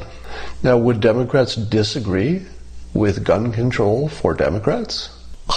It's an interesting argument, isn't it? Because on one hand, it's ridiculous on its surface because you don't make laws that only affect some people who have, voluntarily signed up to be in a party. You don't do that. But on the other hand, it's what they want. Huh? I'm all in. Nah, it's funny, but I don't know. I don't know. It seems like a good idea to me. Well, so that means you can't own a gun as a registered Democrat. Yeah. Yeah, well, good. Then I'm all for it. To the gate, to the gate, to the climate gate. Oh, it's so good to have that one back on the radar. Your favorite little birdies there, John. Don't forget, I have at least 2, maybe 3 clips about this. Well, yes. So I did something I don't normally do, but I did listen to the one clip you have about the price tag, and I definitely want to incorporate that. But well, you know what it is. You can just incorporate it. I'm going to. What are your other? Oh, ethanol. The other one is I want to talk about Hurricane Michael a little bit. Oh no. Okay. Let's do that first, because I have to say, with this IPCC special report, which came out just before Hurricane Michael even existed, it came out so quickly. I was very surprised scanning the news during the hurricane that it really, maybe it started now, today, but no one was really connecting it to the IPCC report, which to me seemed obvious as this storm was created by HAARP or some other entity. It seemed obvious. Well, State of Fear. Go read Michael Crichton's State of Fear. This is completely that script. Like, well, how come they're not saying this over and over and over again? I'm very surprised by that. So let's talk about Michael then. Well, here's the clip, the short roundup of CBS. I have one comment about it, and you can take the rest of it. Good evening. I'm Jeff Glore in Panama City Beach, Florida, and this region just endured one of the worst hurricanes in American history. The worst hurricane to ever hit the Florida Panhandle, the worst hurricane to ever hit the United States in the month of October on record. Tonight, the rain is basically gone in this region, but the wind is still here with us. You can see power lines down behind us, power poles down. Just across the street here, there is the side ripped off a building. That is a scene we are seeing all across this region tonight. Yeah, okay. Right, here's what gets me. Now, if you remember the last hurricane, the one that drenched North Carolina. Yes. This hurricane comes in, it's like a 4, it's a 5, and it stops at the coast and then turns into a 0 tropical storm and just dumps like 3 feet of water on everyone. Mm-hmm. The hurricane before that was the one that hit Houston, which was the same thing. Oh, it's going to destroy everything. It comes in, it stops at the coast and dumps 3 feet of water on everything. Right. And so then a climate guy comes on and says, this is the new hurricane. This is the new hurricane. What they're going to do, because of the temperature here and the temperature there, they're going to come in, and when they hit the land, they're going to stop, and they're going to dump all this moisture they picked up from the warm water that went into the hurricane, and it comes down and down and down and just soaks them. Now, this particular hurricane, it should have been the same thing. It comes in at a 5. I expected to stop. No, it doesn't drop 7 feet of water. It just blows through and goes on its merry way. I was told after the North Carolina event by these global warmist guys, this is the new hurricane. That this was going to be the way it was going to be for all these hurricanes. They're all going to be swamped with water. Jeff Glore is standing there in a completely dry area. The telephone poles were all bent, yes, and it was pretty funny looking. But there was cars going up and down like nothing had happened. Yeah. I was just listening to the coverage, and Brian Williams on MSNBC got into a long rant about, how sometimes it looks strange because, we're standing in the storm without reporting and people just walking by in the background, but that's because you don't see off the shot that they're walking behind a building. And, my question is, why are you there at all? You don't need to stand there. I don't need Jeff Glore standing in this town. No, we do not need Jeff Glore standing in any town. The thing that gets me is we really build shitty houses in America. And these are shit homes. And I'm surprised they're getting insurance at all. You have to have strap-down roof, all kinds of stuff in Florida. Maybe the Panhandle, for some reason, maybe they thought that wasn't necessary. I think the whole state of Florida, you have to have all kinds of hurricane-proof windows. But beside all that, we just build really crappy, overpriced houses made of wood. Well, you have to do that in California. Your houses have to be built of wood. Or or because they of will the weight? fall apart if there's one little earthquake. Is that the same? I guess Florida's the same then. Not for earthquake, but marshy swampland. Maybe. I don't know, but they're crappy houses. If it's marshy swampland, you probably don't want so much wood. I did notice this. They showed one of the houses that did have it blown up a little bit. I mean, at least half the house was missing. Yeah. And they showed it, and it was interesting because the foundation, the structure, the inner structure of the house was not 2x4s or 4x4s or 2x2s or anything else. It was metal. I thought that was what? They're building so the structure was metal. Huh. I thought it was weird. But metal the structure was metal. In other words, the frame, the inside frame of the house appeared to be made out of metal. This kind of like these little mini beams. Huh. Well, of course, there's many reasons to think climate change, what used to be called global warming, is a bunch of hahooey. We both are on the side of hahooey. We're both on the side of there's climate change. No, it's climate change. On the side that's not man-made. No, it's cyclical and it's just happening. And I think my biggest grievance is the idea that you can fix this with money. That's the problem. That's what bothers me. Now, I do understand, and I really first became aware of this report the minute it hit a Dutch member of European Parliament, Marijke Schalke, who was just a tone-deaf douche. She's like, we have so much to do, so much work to do. And I realized that particularly, and I listened to a number of European news channels, and the Dutch one is easier for me. I can really get all the nuance. And they had politician after politician. And you can hear that they're also kind of happy because this report, just globally speaking, says we have to forget the 2-degree warming. Oh, no. We have to get it down to 1.5 degrees, and we got to do it pretty soon. And it's going to cost a lot of money. And you can just hear these politicians they're all jacked up. They're like, oh, yeah, we can spend some money. We're going to spend some money. It's what they live for. They don't even realize it, but that's what they live for. And you want to point out that we're not talking, when there's that clip that I have, which you're going to play, we're not talking about nickel and dime stuff but here. Your clip only scratches the surface, but it's a great starting point for the calculations I've come up with. I think the best lead-in to this is the BBC, who just had a word salad of beautiful fear about this report.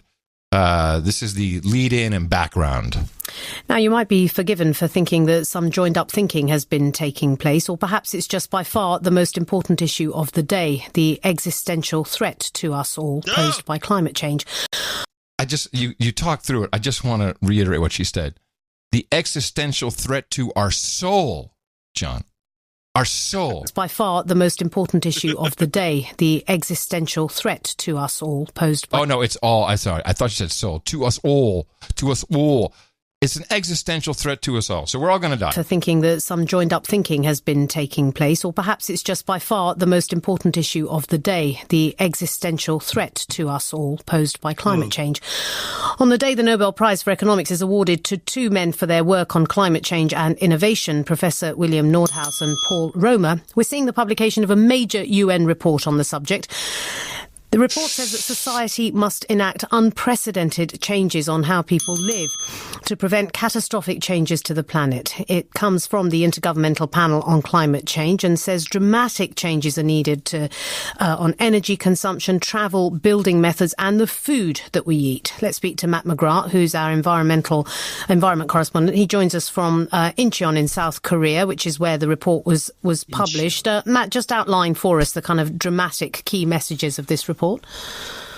Yeah, Razia, there's two key points really about this report. The first is that keeping temperatures to 1.5 degrees is far, far better for the planet than allowing them to go to 2 degrees, which has been the standard up to now. So they're talking about things like coral reefs, they're talking about millions of people being flooded. All those are actually much, much better if they're kept to 1.5 degrees rather than allowing them to go to 2 degrees. The other big point in this report is that it is still possible to keep to 1.5 degrees if the world takes major steps, such as cutting emissions by 45%. We gloss over this type of reporting. Again, it is the BBC, who are taken seriously. Yes? I just want to mention something. We've been doing this show for almost 11 years. We're coming on 11. Yeah. Every year we've been doing this show, this was the point of no return. Every year, it's the point of no return. Children in the UK will never see snow. It was the point of no return in the 70s. Tipping point. Yeah, tipping point, if you want to use that phrase. Same thing. What happened to peak oil? What happened to the... What happened? Whatever happened to peak oil? Whatever happened to the DACA kids, for that matter? Yeah, well, they're apparently doing the oil fields, pumping oil. Let's just go back. So we gloss over it, but I think some people still get the overall message, which is millions die, millions migrate, horrible storms, die, death. Oh, soon, gonna die, death. But you can be saved as long as you have enough money. That it is still possible to keep to 1.5 degrees if the world takes major steps, such as cutting emissions by 45% in the next 12 years, dispensing with coal as a power source altogether. Okay. 45% of all emissions. And no more coal at all. And boosting renewables massively. And actually getting people to change their lifestyles. Plus, on top of all that, we're going to need carbon removal technology to remove carbon from the atmosphere. Carbon removal technologies. What are these carbon removal technologies, John? Well, they're called trees. Plant more trees and you'll get plenty of carbon removal. I take it differently. What is the number one source of carbon? Well, does he say carbon or carbon dioxide? Hold on. Plus, on top of all that, we're going to need carbon removal technology. Yeah, see, this pisses me off. Carbon is not causing global warming. Carbon dioxide is causing global warming. Carbon dioxide is not causing global warming. I'm not telling you this for a fact. I know that. I'm saying that is what the report says. The report doesn't say carbon is causing it. No, it's carbon dioxide. Right. So I think he's just abbreviating this to say carbon. It's part of the propagandistic ploy. Because the number one thing to remove if you want to remove carbon is humans. Yeah, of course. Getting people to change their lifestyles. To the lifestyle of dead. Plus, on top of all that, we're going to need carbon removal technology to remove carbon from the atmosphere. The big question in all this, though, is time. Now, I've been speaking to Professor Jim Ski. He's one of the co-chairs of the IPCC. And I asked him how long policymakers have got to take action. Well, they really need to start work immediately. I mean, the report is clear that if governments only just fulfil the pledges they made after the Paris Agreement for 2030, it's not good enough. It will really make it. It will really make it very difficult to consider global warming of 1.5. If they go to Poland, they read the report, and they decide to increase their ambitions and act more immediately, then 1.5 stays within reach. That's the nature of the choice they face. Oh. That's Professor Jim Ski there speaking earlier on about the nature of this report and what actions governments might take. And one of the things that might prevent governments from taking action, of course, is costs. The report says it's going to cost 2.5% of global GDP over a period of about 20 years. So we'll see later down the road if governments will actually take the lessons of this report or whether they'll balk at the overall expense. Apparently we have 12 years, and I will remind everyone that we dropped the climate change or global warming moniker many, many years ago and went for Agenda 2030 because we knew that 2030 is a year that is in the sweet spot for someone my age and even a little bit younger, because that's when you'll be thinking about, the children and it's really your end of life, and I need to do something to save the world. So it's been targeted specifically to get to people who still have some money, if you got any money at all. And they had a little announcement. They had a little get together to celebrate this report, and I pulled 3 short clips from this just so we can understand what this really is. Now, this is a special report. This is not some report that they've worked on for decades and decades. It's a special, like an interim report, but it has a very specific goal, and the leader of this little speech explains it to us. This report is a rich resource for governments formulating climate policy. There you go. That's what this whole report is for. It's a rich resource for governments forming climate policy. And we've given you a lot of great things in here. Areas, climate policy areas that are affected by climate change, and a key input into coming climate negotiations. My colleagues will share the key findings. Who are you negotiating with? Oh, yeah. Oh, no, this is negotiations. It's everywhere. This is your future. Climate, carbon taxes, all these negotiations. Negotiate with who and why? Everybody. Who are you negotiating with? For the money. The water? For the money. For the money. Ocean? For the money. They're negotiating with other countries to get the money. Coming climate negotiations. My colleagues will share the key findings with you in a very short minute of time. Let me give you the highlights. First, climate change is already affecting people, ecosystems, and livelihoods all around the world. Not my mud flats. Second, limiting warming to 1.5 degrees is not impossible, but will require unprecedented transitions in all aspects of society. Third, there are clear benefits to keep warming to 1.5 degrees Celsius compared to 2 degrees or higher. Every bit of warming matters. Now, this is what's interesting. This every bit of warming matters is their slogan. You're going to be hammered with it because clearly after the United States withdrew, or I'll just say President Trump withdrew from the Paris Climate Accord, the climate change community has been, in flux. We need to create something that really shows we're all going to die, and we need to get this green economy, circular, sustainable economy, all these fuzzy words, which, I understand if you want to start a new economy and you want to base it on, some stuff that may or may not work and so far has proven to be pretty cost inefficient, because it helps. It helps, we have economies change all the time. We have a technology economy to some degree, but you do need to have some basics and, just to be scaring people into this so that you as elites can go spend money and save people otherwhere or whatever it is. It's insane. It's really insane. And you can see that these are just a bunch of douchebag elites when you listen to the second speaker. So this is the guy who opened up, gives you some highlights. The second speaker from Working Group 2, there's 3 working groups apparently. This is what she says right off the bat. Oh, why is this not playing? Here we go. Hey.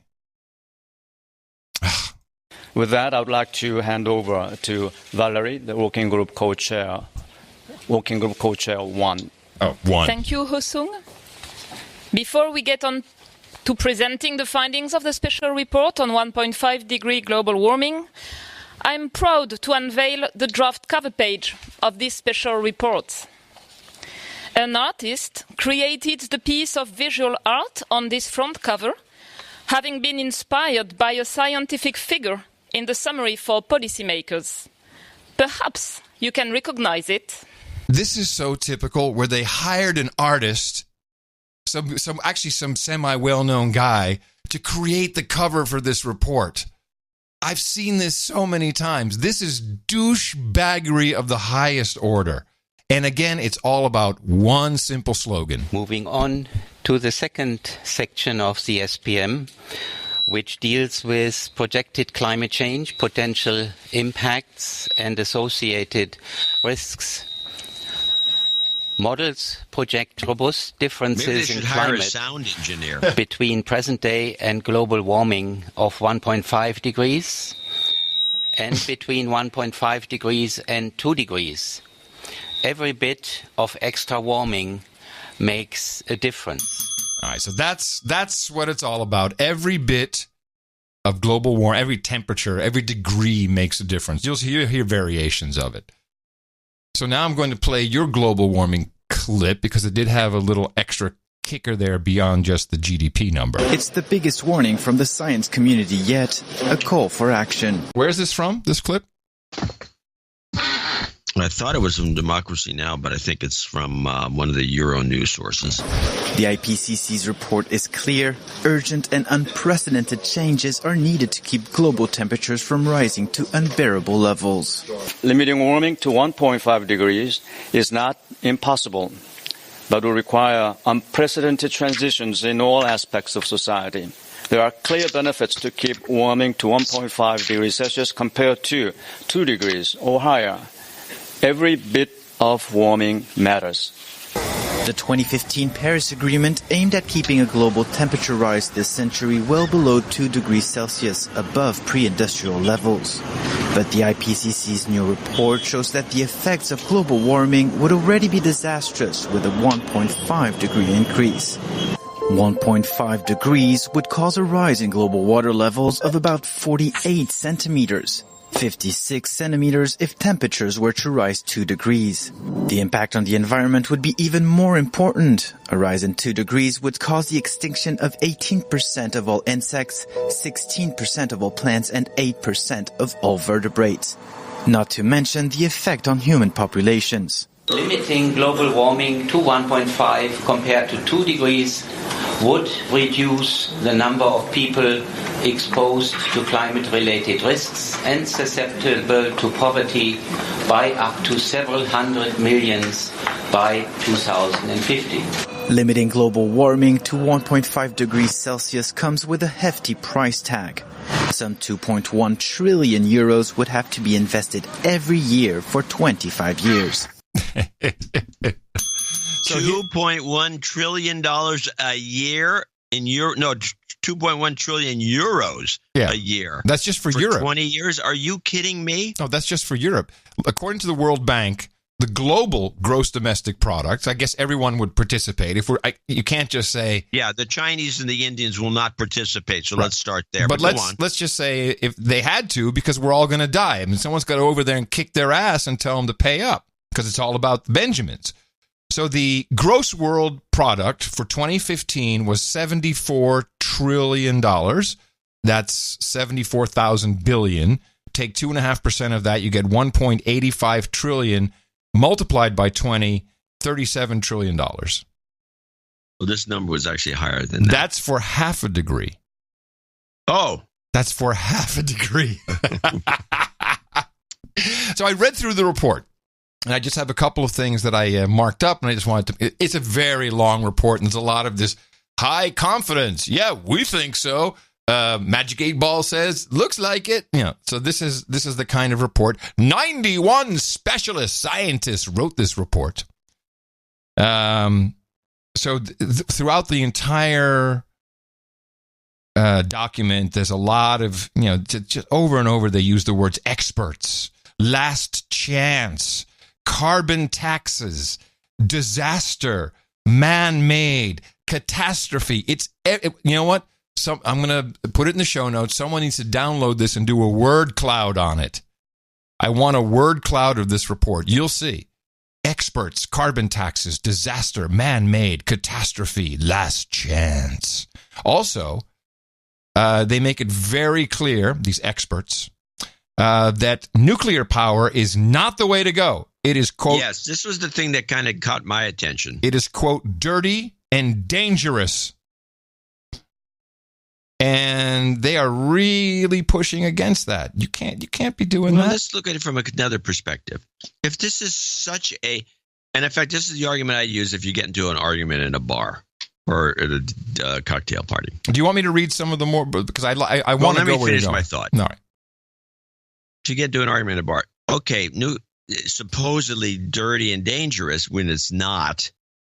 It has elements of that, but it's not dirty and dangerous.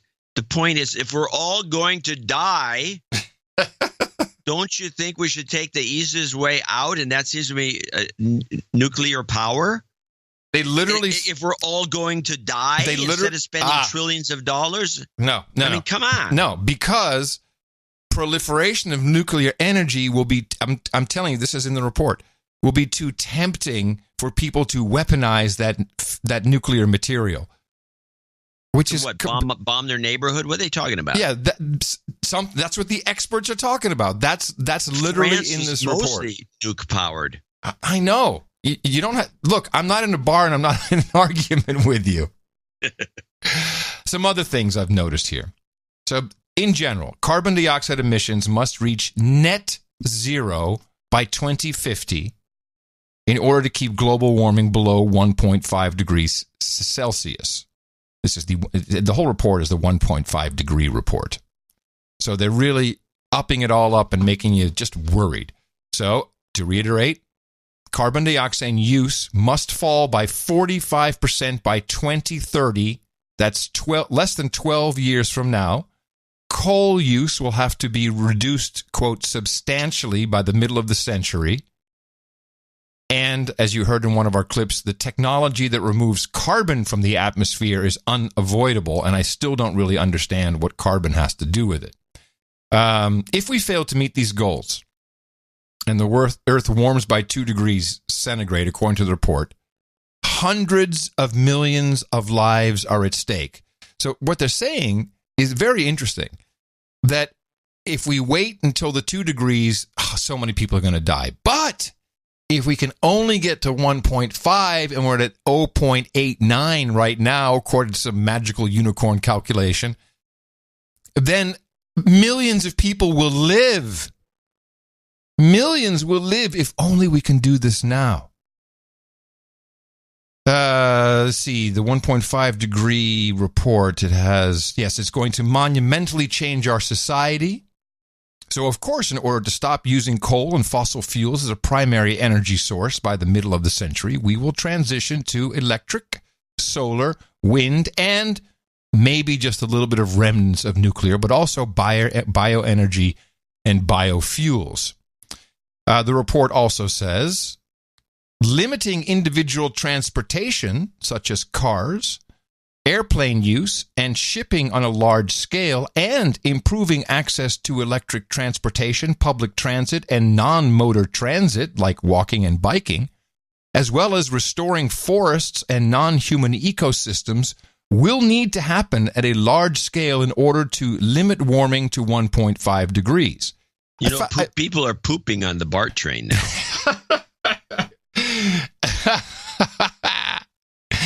I like the idea, large-scale planting of trees. Yeah, that will definitely reduce some carbon dioxide. They just kind of slipped that in. I mean, I didn't know that individual transportation includes planting large-scale trees. You know. This is the final quote from, what's her name? Skia. Anyway, finally, we've delivered a message to the governments. We've done our job. We've now passed the message on, and it's their responsibility, having invited us to produce this report, to decide if they gonna act on it, direct quote. They invited them to produce this report because they get all jacked up on spending money. Let me see. Now, this 1.5 degrees, it's not, I mean, this was actually talked about in 2009. They started to do, it's kind of a throwback. I won't object if you wrap this pretty soon. Every bit of warming matters. Okay. This will just take me into 2 interview clips about, because who's going to be impacted by this? It'll be people who produce oil. The Saudis are getting hammered by Trump. What is gas price right there in California at $5 now? It's $3.75 for a premium. Oh, that's not too bad. I think we're a 220, 240 here, maybe. Yeah. Huh. That is because 240 is better. Yeah, better than what you got for sure. Christiana Amanpour had and you never see this. You barely see these interviews. Interviewed the Saudi foreign minister about what Trump said about Saudi Arabia, or I should say OPEC, at the United Nations, which is in this clip as well. Did anyone talk about what he said during the UN regarding OPEC? Was that in any news stories anywhere? No, there wasn't time for that because the world was laughing at him. Donald Trump launched a broadside at OPEC countries, he called them. Well, obviously, Saudi Arabia is the biggest OPEC country. And we're going to play a soundbite of what he said regarding high oil prices at the moment. OPEC and OPEC nations are, as usual, ripping off the rest of the world. And I don't like it. Nobody should like it. We defend many of these nations for nothing, and then they take advantage of us by giving us high oil prices. Not good. We want them to stop raising prices. We want them to start lowering prices, and they must contribute substantially to military protection from now on. We are not going to put up with it, these horrible prices, much longer. Well, I mean, Saudi Arabia, as I said, is the biggest and most powerful OPEC nation. Were you surprised by that? I mean, we're not going to put up with these horrible prices any longer, and accusing OPEC of being responsible for these high prices. It wasn't surprising because the president has articulated this position before. Saudi Arabia is committed to balancing the oil markets. We're committed to ensuring that prices are at moderate levels so that consumers are not hurt and producers are not hurt.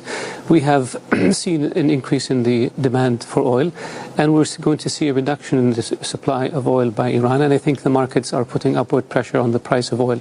We have increased our oil production. We continue to increase our oil production to bring more oil to the markets so that we have moderate prices. You see production increases in the United States. You see production increases elsewhere. There's a commitment to stabilize markets at prices that do not harm consumers or producers.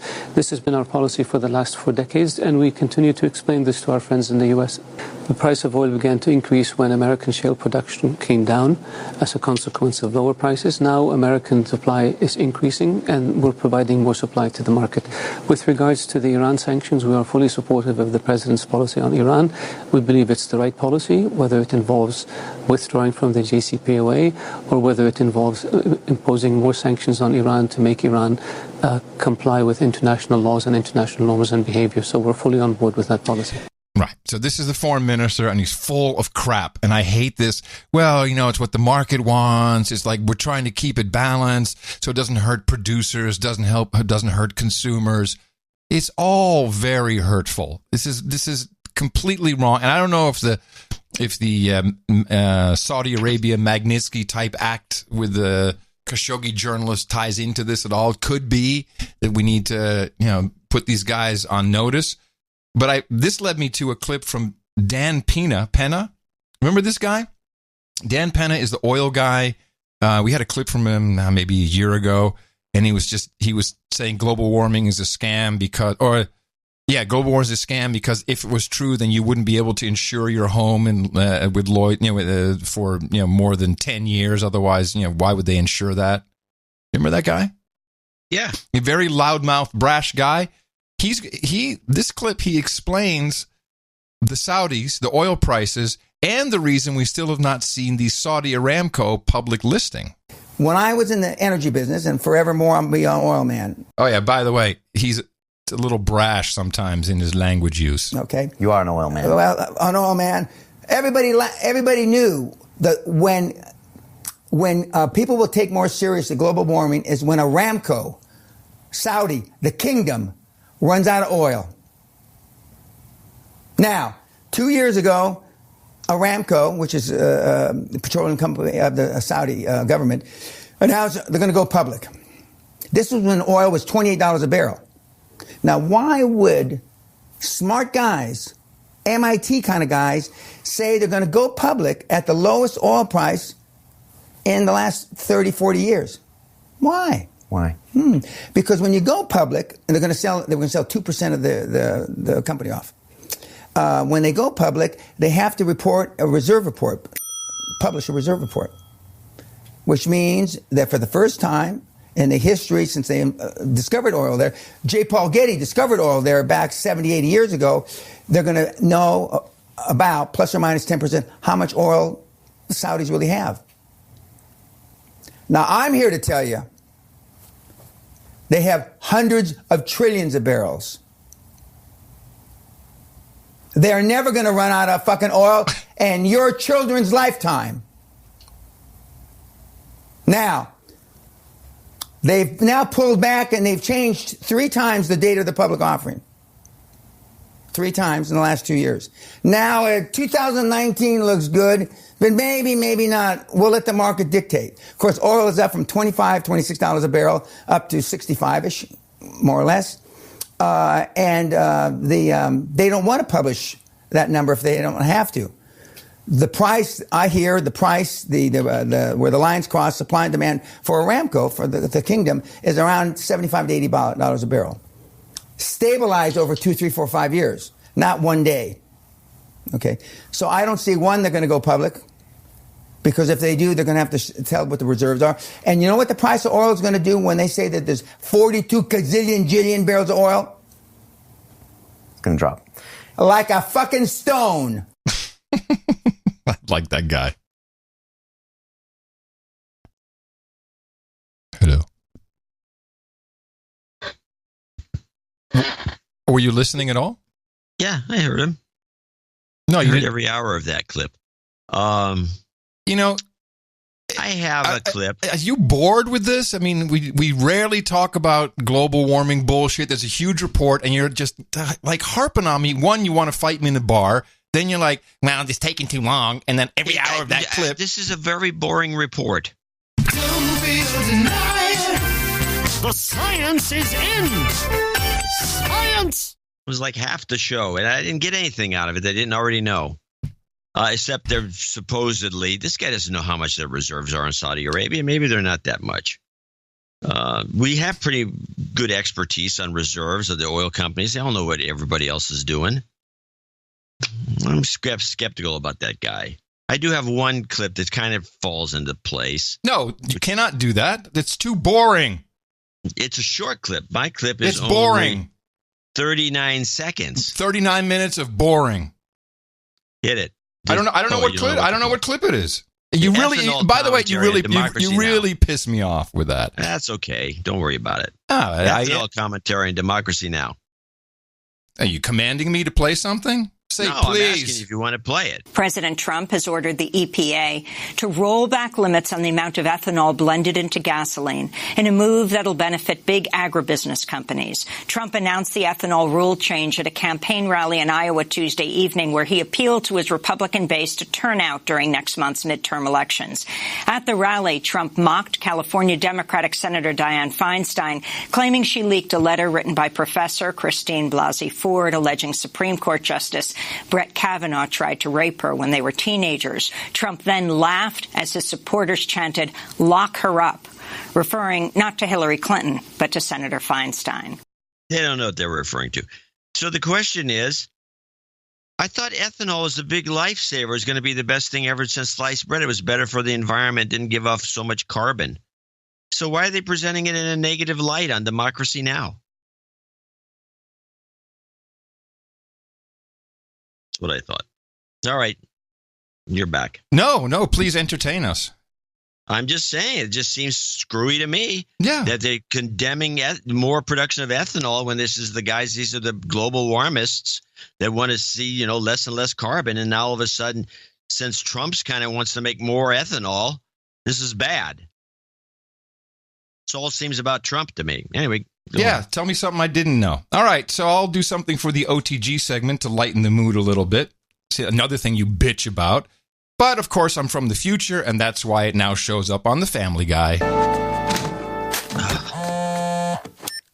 Oh, looks like they really want me to come to that party. We're gonna have to go. You have a pager? Yeah. You get paged? Yeah, that's how a pager works. Why don't you just get a phone? You mean one of your government tracking devices? No thanks, I'm using a pager. Oh, you're looking at your steps? No, the government's watching where you're going. It's not nap time, Stewie. Wake up. All right, we're out of here. Okay, Stewie's going to the party. Yeah, but where's Chris going? I have no idea. He's completely off the grid. Damn it! He can't hide forever. Where are you? Chris! Chris, isn't this this cool? Stewie, don't say my name. There's an Alexa in here. Sir, we have eyes on Chris. He's at a douchebag vaping party. Sooner or later, they all get sloppy. I'm gonna show my support by donating to No Agenda. Imagine all the people who could do that. Oh yeah, that'd be fab. Yeah, on No Agenda in the morning. Well, we do have a few people to thank for show 1076, starting with Sir Jim Briscoe, $151.51. Loves the shows recently. Hasn't donated for a while. Too busily engrossed in making some money. If you're making money, about us. Alex Talbert in Bozeman, Montana, $150. He's been a douchebag for too long. Give him a de-douching, please. You've been de-douched. And he needs a F karma thing, and we'll put that at the end for him. Antonio Sanchez Godinez, $120 from Spain. Happy 60th birthday on October 9th, and a big job, Karma. I believe he's on the list. I think so. Is he? Yeah, I think so. Craig Dennison in Omaha, $111.11. He sent a note card, like a huge card, telling us how great we were. And I, of course, put the card down somewhere. There it is. It's a big, giant card. It says 11. Think of it being number 1 twice over. It's a big 11th birthday card, which I thought was kind of cute. It's been just over a year since I last donated, so can I be de-douched? Oops. Yep. You've been de-douched. Apparently, he's been a listener for a while. He says, I've been so happy that No Agenda has been in my life these past 11 years, and here's to another 11 years. Great work, Craig from Omaha. Tony Schmidt, $111.11. Thank you for your courage. Keith Gibson, $101. This was a drunk donation that made me laugh from Tony Schmidt. I don't know if you feel like it, but okay, I'll give it a shot if he's really drunk. I thank you for your courage, hard work, and collective sanity. With this donation, I'd like to call Sir Matthew McVader to the stage. If I do recall correctly, and I had a lot of beer, I love beer. He performs exclusively on the basement stage. I'm not sure how I got down here or back up, but I know I was there, and I know it was him. Of course, the de-douching. Yeah. 2 shots to the head and a karma. Shout out to freehollowbooks.com. And then a range stick shake to Florida because fuck them. That was probably drunk. We don't do that. We do not operate the range stick in that manner. This is not a device to be used for follies. I have it locked up. I don't want the kids getting hold of it. In a gun case. Yeah, how'd you know? It's where it belongs. I don't have kids, otherwise I'd have it locked up in a gun case too. Keith Gibson. Now, these are $101.01. This was to celebrate 10-10 Day in dimes, which is a famous Chinese celebration, which is actually celebrated by both the mainlanders and the Republic of China, Taiwan. Keith, I'm surprised I didn't get some nasty note about calling him Taiwan. Keith Gibson. Wait. We're calling it's called Taiwan. Well, it's a part of China. Well, who listens to this show is going to send you a nasty note about that? I don't know. The one Chinese who's in Hong Kong? No, they'd be more inclined to agree with the idea. Exactly. They have to be on the mainland. They'd be in Beijing. Keith, and they don't. You're right. Nobody listens. Keith Gibson. They probably have a clone of the show over there. Keith Gibson. Yeah, it's called. I can come up with some racist line for No Agenda. I can't come up with it. Keith Gibson, anonymous. He says he loves this. Oh, loves from Zephyr Free Jack London Square, a Foamer paradise. Oh. Yeah, that's because they have the big train station there. No. Kaylin Nistor, 101. Sir Melanowski in Baton Rouge, Louisiana. Jeffrey Jock. I've been listening for a couple of years. Follow the tech industry. Very quickly, it became clear to me that your deconstruction of the search for context, data, and facts made the world a saner and simpler place. You're right. Sir Bob of the Dude's Name Ben, is this right? Am I right? Or am I skipping No. Charles, well, we got, who'd you just do? I just did Jeffrey Jack. Then you get Sir Jeffrey Jack. Sir Jack. Pete, Baron of Friesland and Northern Holland. Well, it won't come up on my spreadsheet because you put a note in there that it's way too big. You have to read it or read who it is. I can't. We don't read these. I don't understand why you're reading all these notes. No, I'm not reading. I can't read his name or the amount he donated. 10101. Sir Pate, Baron of Friesland and Northern Holland, 9999. And he says, "Thank you for your excellent work on show 1075." It just bounces around. Let me see if I can do it by. John, you've had this problem for years. It's because it's not my problem. It's the spreadsheet's problem. Okay. Charles Schultz, is that next? Mm-hmm. Or Aniston, Alabama, 81. Sir Bob of the Dude's Name Ben. If people didn't put, I don't know how they get a note jammed in there like that when people say, I can't write 3 words and then PayPal won't take it. I have a feeling that this was forwarded from an email that Eric put in there. Well, maybe. So I think your problem is Eric. He's creating the spreadsheet.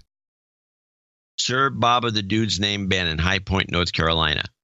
Jim Garbage. My latest policy is I say to Eric, just put that I have the note, which I had on the other one earlier, and don't put it in the spreadsheet. I didn't know that was policy.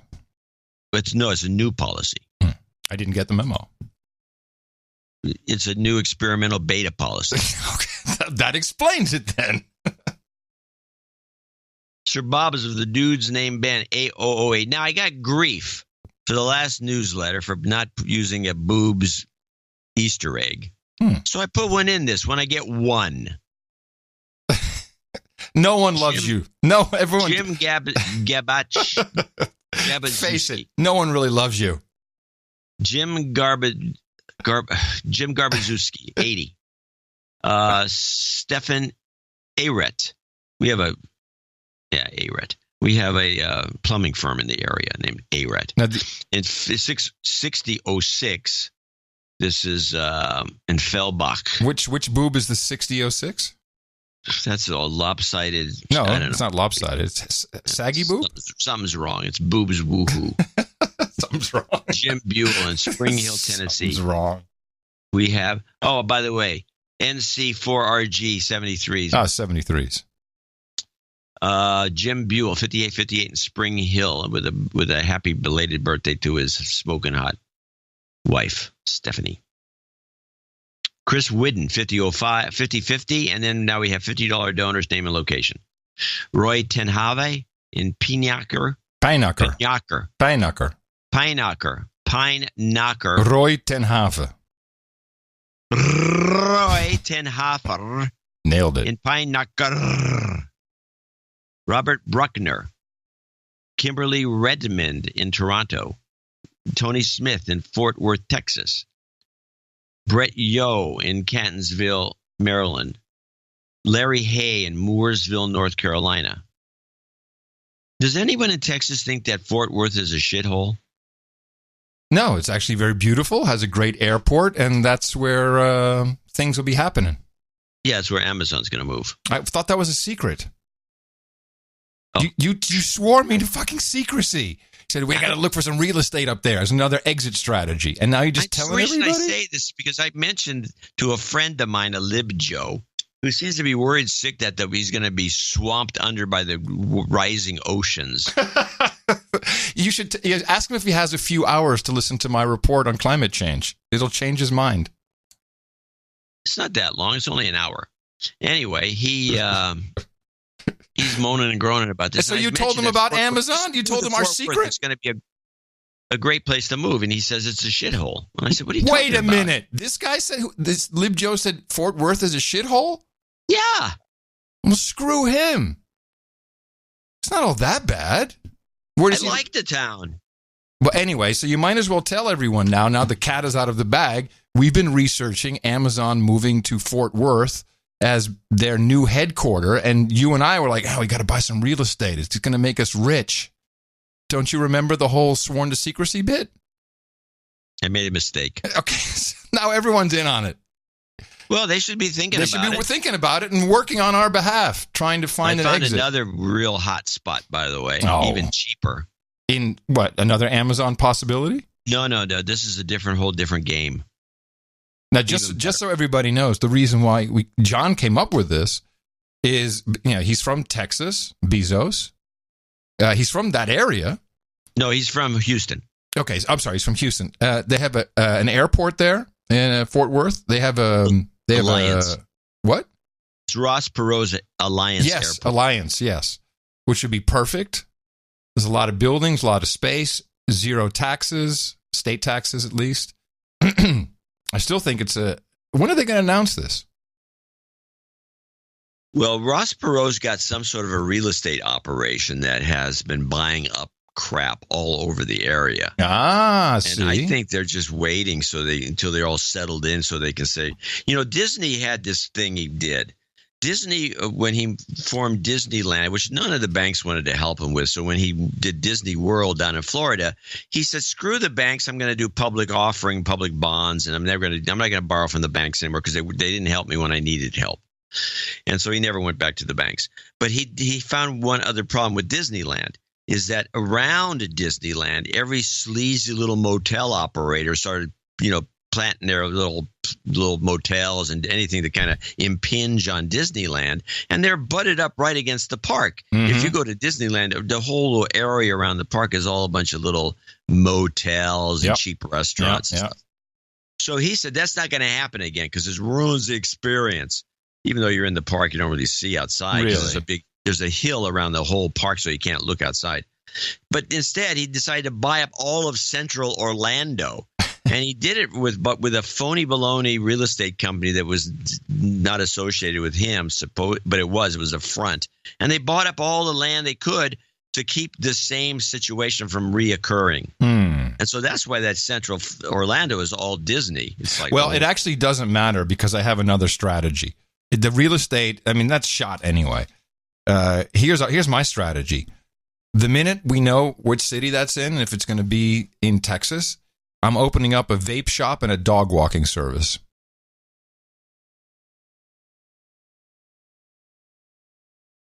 Well, I'm not going to say that those aren't great businesses for what you're describing, and that's exactly what was probably needed in Seattle because he put in 75,000 jobs in Seattle, and all these apartment buildings went up and all. It probably would be a good business if you wanted to run it. The problem is you have to run a business. It's different than just buying some real estate. No, we have producers. Well, guys, you get Dexter to help you? He's going to make the juice. We'll have Amazon e-juice. Ooh. Mm-hmm. Anyway, that's our story. All right. We still have some more people to thank. We're stuck at Fort Tony Worth. Smith is the guy in Fort Worth. Thanks, Tony, for that combo. And by the way, Tony, buy up some property around your house and you can give us. Be on the lookout for a vape shop for me. Brett Yo in Cantonsville, Maryland. Larry Hay in Mooresville, North Carolina. Richard Gardner, Sir Richard Gardner he's one of our Richard Gardners. We got a bunch of them. Jonathan Ferris in Liberal, Kansas. Drew Mochik in El Cerrito. Robert Decanay in Fairfax, Virginia. And last, Kyle Meyer in Atlanta, Georgia. I want to thank all these folks for helping us out on show 1076, helping us produce and support this show with your generous donations. Yes, that is the way it works in our value for value system. What was the show worth to you? You send that amount of money, and we thank you for it. Except if you're under $50, that's what people usually come in for anonymous reasons, or you can always get on one of our subscriptions. We have a number of them. Check them out at our donation page. Dvorak.org/NA. And we have requests for cancer karma, some jobs karma, and I want to kick that off with a new jobs karma redux. I'll play the old one just to make sure it works. It was just kind of cute from Tom Starkweather. The resistance. Jobs.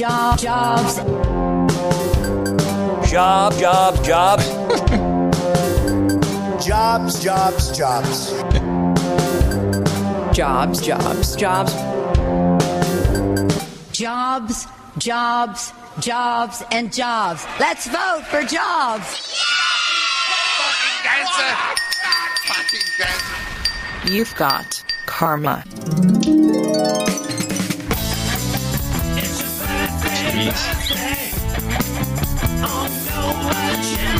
And here is your birthday list on the No Agenda Show for today. It is Thursday, October 11th, 2018. Belated birthday, congratulations. Jim Buell says happy belated birthday to his smoking hot wife, Stephanie. She celebrated on the 5th of October. Antonio Sanchez Godinez turned 60 on October 9th. Brandon Gamache will be 33 today. And Sir Bob with the dude's name, Ben, celebrated yesterday as well. We say happy birthday to everybody here from the best podcast in the universe. And then we have our soul knighting for today, or Anonymous. Need your blade there. Hello? It's stuck. Hold on a second.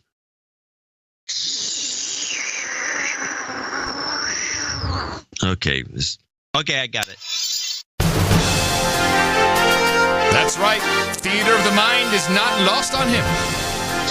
Anonymous, come on up to the stage. We got a seat ready for you here at the round table of the No Agenda Knights and Dames. Thank you very much for your support of the best podcast in the universe, the amount of $1,000 or more. And I hereby pronounce-icate thee Sir Antonymous of Svealand. Yes, for you, we have hookers and blow, Red Boys and Chardonnay, fentanyl and Four Loko, cookies and vodka, wafers and waffles, chilled Polish potato vodka. We've got diet soda and video games, fish pie and fellatio, brown cheese and aquavit with Smalahova, harlots and Haldol, breast milk and pablum, ginger ale and gerbils, sparkling cider and escorts, vodka and vanilla, bong hits and bourbon, and, of course, some mutton and mead. Head over to noagendanation.com/rings and give Eric the Shill all the information you have, and we'll get that off to you as soon as possible. We actually had, I think it was 4 or 5 different knights and dames tweeting out pictures of their ring, the sealing wax, certificate. We had one dame even had a chalice and a nice bottle of wine in the picture. Did you see any of these? Because I retweeted all of them. It was like a run on it. Mm. It's like everybody was tweeting these things all around the same. I guess it was just a recent mailing or something. Yeah. I thought it was odd. So it was because I've been asking for it and people listened. Yeah. By the way, there's some scam that happened. I have Geico as insurance. What? For car insurance. Geico. Who sold you Geico? Was it a little lizard? Yes. That was. I always liked the lizard campaign. So when we moved to the common law condo, I put Tina on the insurance. Tina Snyder, SNIDR. So I get the most recent bill, comes in yesterday, a day before. Wait, isn't Geico just property insurance and car insurance? I've had it for car insurance. Oh, so she's getting car insurance through Geico now? Have you ever seen the commercials? I love those commercials. They have a variety of different approaches, and they use them kind of in competition with each other. Somehow the commercial. I have no idea what they do. Somehow the commercial did not convince you they do car insurance. Great commercials. So no, this is for my car. So Tina, she has her own insurance. She has Allstate, whatever. Well, doesn't her insurance cover anything she drives? Okay, I'm just going to finish the story. All so right. I think you're supposed to put someone on if they're going to be a frequent driver. Doesn't matter. It didn't increase my premium. It made no difference. In fact, this is how. I'll tell you how it happened. When I sold the Airstream, then I had to call them up to get rid of the extremely expensive Airstream insurance. And they said, "Well, you got anyone else in who's driving your car?" I said, "Yeah." And I said, "Okay, well, there'll be no change. Just put on the policy." "Okay, it's fine. It's also like a gesture. We get mailed together." "Yeah, okay. It's common law. It's nice to get a bill that isn't both our names." But until she sues you. But what happens? The other day, I get a note and it says, your premium's been recalculated, and I think it went up by several $100s. What? Yeah. Your premium's been recalculated based upon the driving record of the drivers. And in the same letter, they say they have added Elisa's daughter, spelled incorrectly, her last name with a Y instead of an I, to my insurance because she's living in this house. Now, she's not. I think she has a bank account that comes to this address, but they just took the liberty of just putting her on my insurance, recalculating my premium, which is more because, she's 21 and she's had issues driving, and I get this high insurance premium. What? This is an outrage. Because how can you do this? And you can't. Oh, you can't? Well, they just did. Well, how? How did they even know? I mean, where did they get this information? Are they coming to somebody spooking around the house? Is there microphones there? What's going on? Well, so the bank that Tina's daughter uses, I don't know which bank it is, or somewhere that her name is misspelled. So somewhere someone got a hold of her name, it's misspelled. Some mail comes to this address, spam, junk mail. And they sold that name to Geico, and Geico went, oh, it's the same address, so we better put her on the insurance, especially since we can get more money. Is it an illegal practice? I assume that you called your agent, who isn't a gecko. I'm going to call Gecko. They're on the list for today. You're going to talk to the agent and say, this is bull crap, and they take it right off, and you get your money back. Yeah, but I'm going to call them, and I want a supervisor, and I want to know, what else are you doing? I'm going to make a stink about it. There shouldn't make a stink about it if they correct it immediately. I'll make a stink about it. One of those terrible clients. They're going to fuck you over if you try to make a stink. I can always go to Tina's Insurance. She has a great FICO score. And the only other thing I wanted to mention is, just while we're on grievances like this, Capital One, who I saw throughout the American Music Awards, here's what I have to say to you. Capital One, for your use of music by Michael Jackson, Prince, and Whitney Houston, 3 superstars in my life who I've respected and liked a lot and known, for you to be the first to use their music, well, Michael not so much, but yeah, Michael, Prince, and Whitney Houston, fuck you. It disgusted me. It really disgusted me. Did anyone else have this? For it? Sure they did. It disgusted me that the family, because they didn't want any of this. The families, they went, oh, great. The record companies publishing, oh, yeah, that's great. Now let's whore them out now that they're dead and can't say anything. And that's bad enough, but then Capital One, you're gonna use that? Nah. You guys suck. Maybe it'll curse them. I hope so. It really irked me. It's just like Prince didn't even let you play his music. He's like, you can't have my music. No one can have it.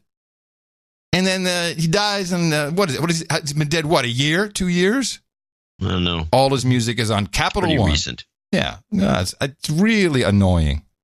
Yeah, those guys are the market. Well, yeah. Well, you got one of their cards. You already gave us a report. Let's talk about, I believe, which might be the 6-week cycle coming back. Okay.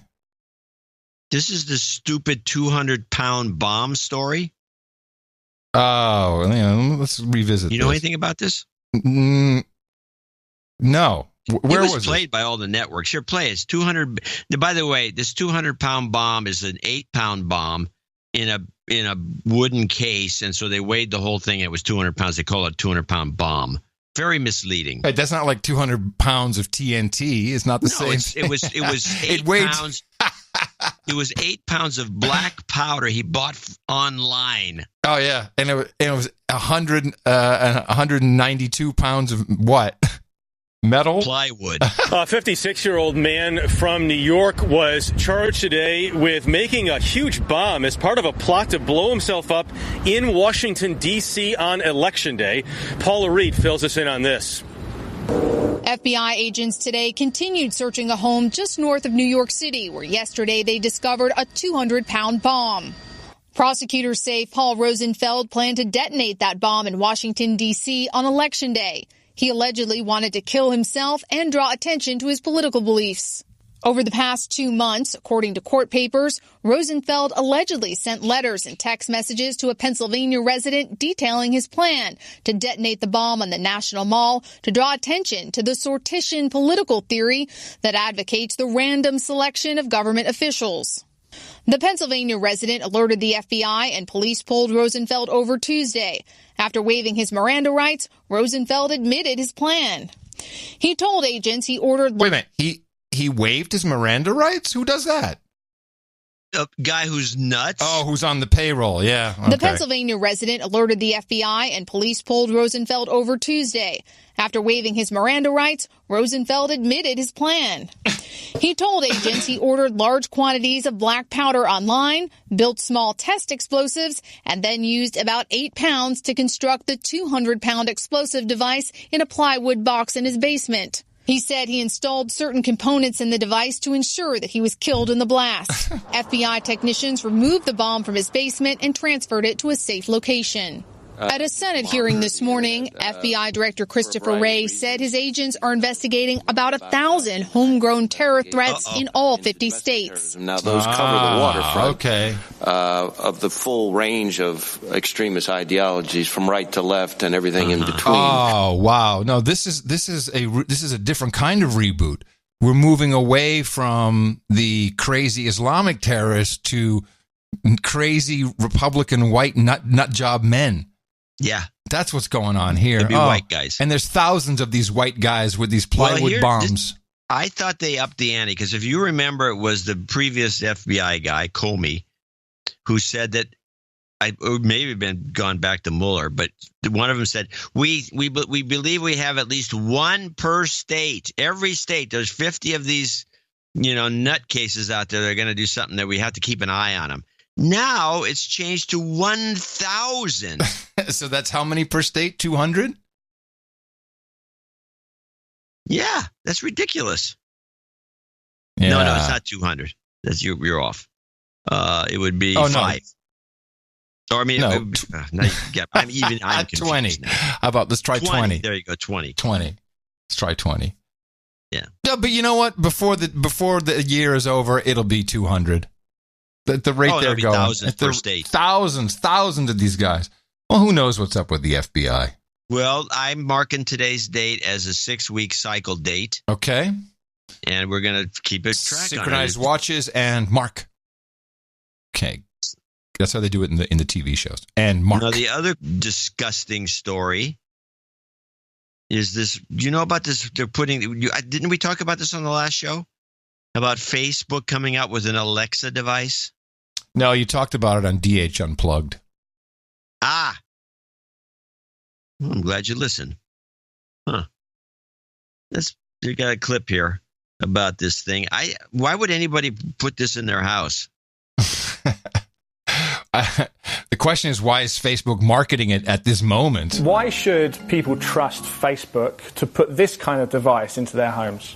So we have designed privacy from the ground up. The fact that we were able to build from the hardware, the software, the AI technology that we show you, we have put privacy on every layer of the stack. Facebook is obviously an advertising business. So are you going to use this screen to put advertising in people's homes? No, that's not really the plan. We don't think we can get even much value, neither to our users nor to us that way. Because it brings Facebook right into your home, looking at you every day.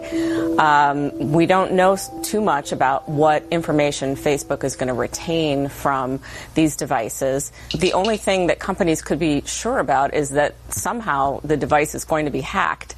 That's what we've seen over and over and over again. Okay, girl genius.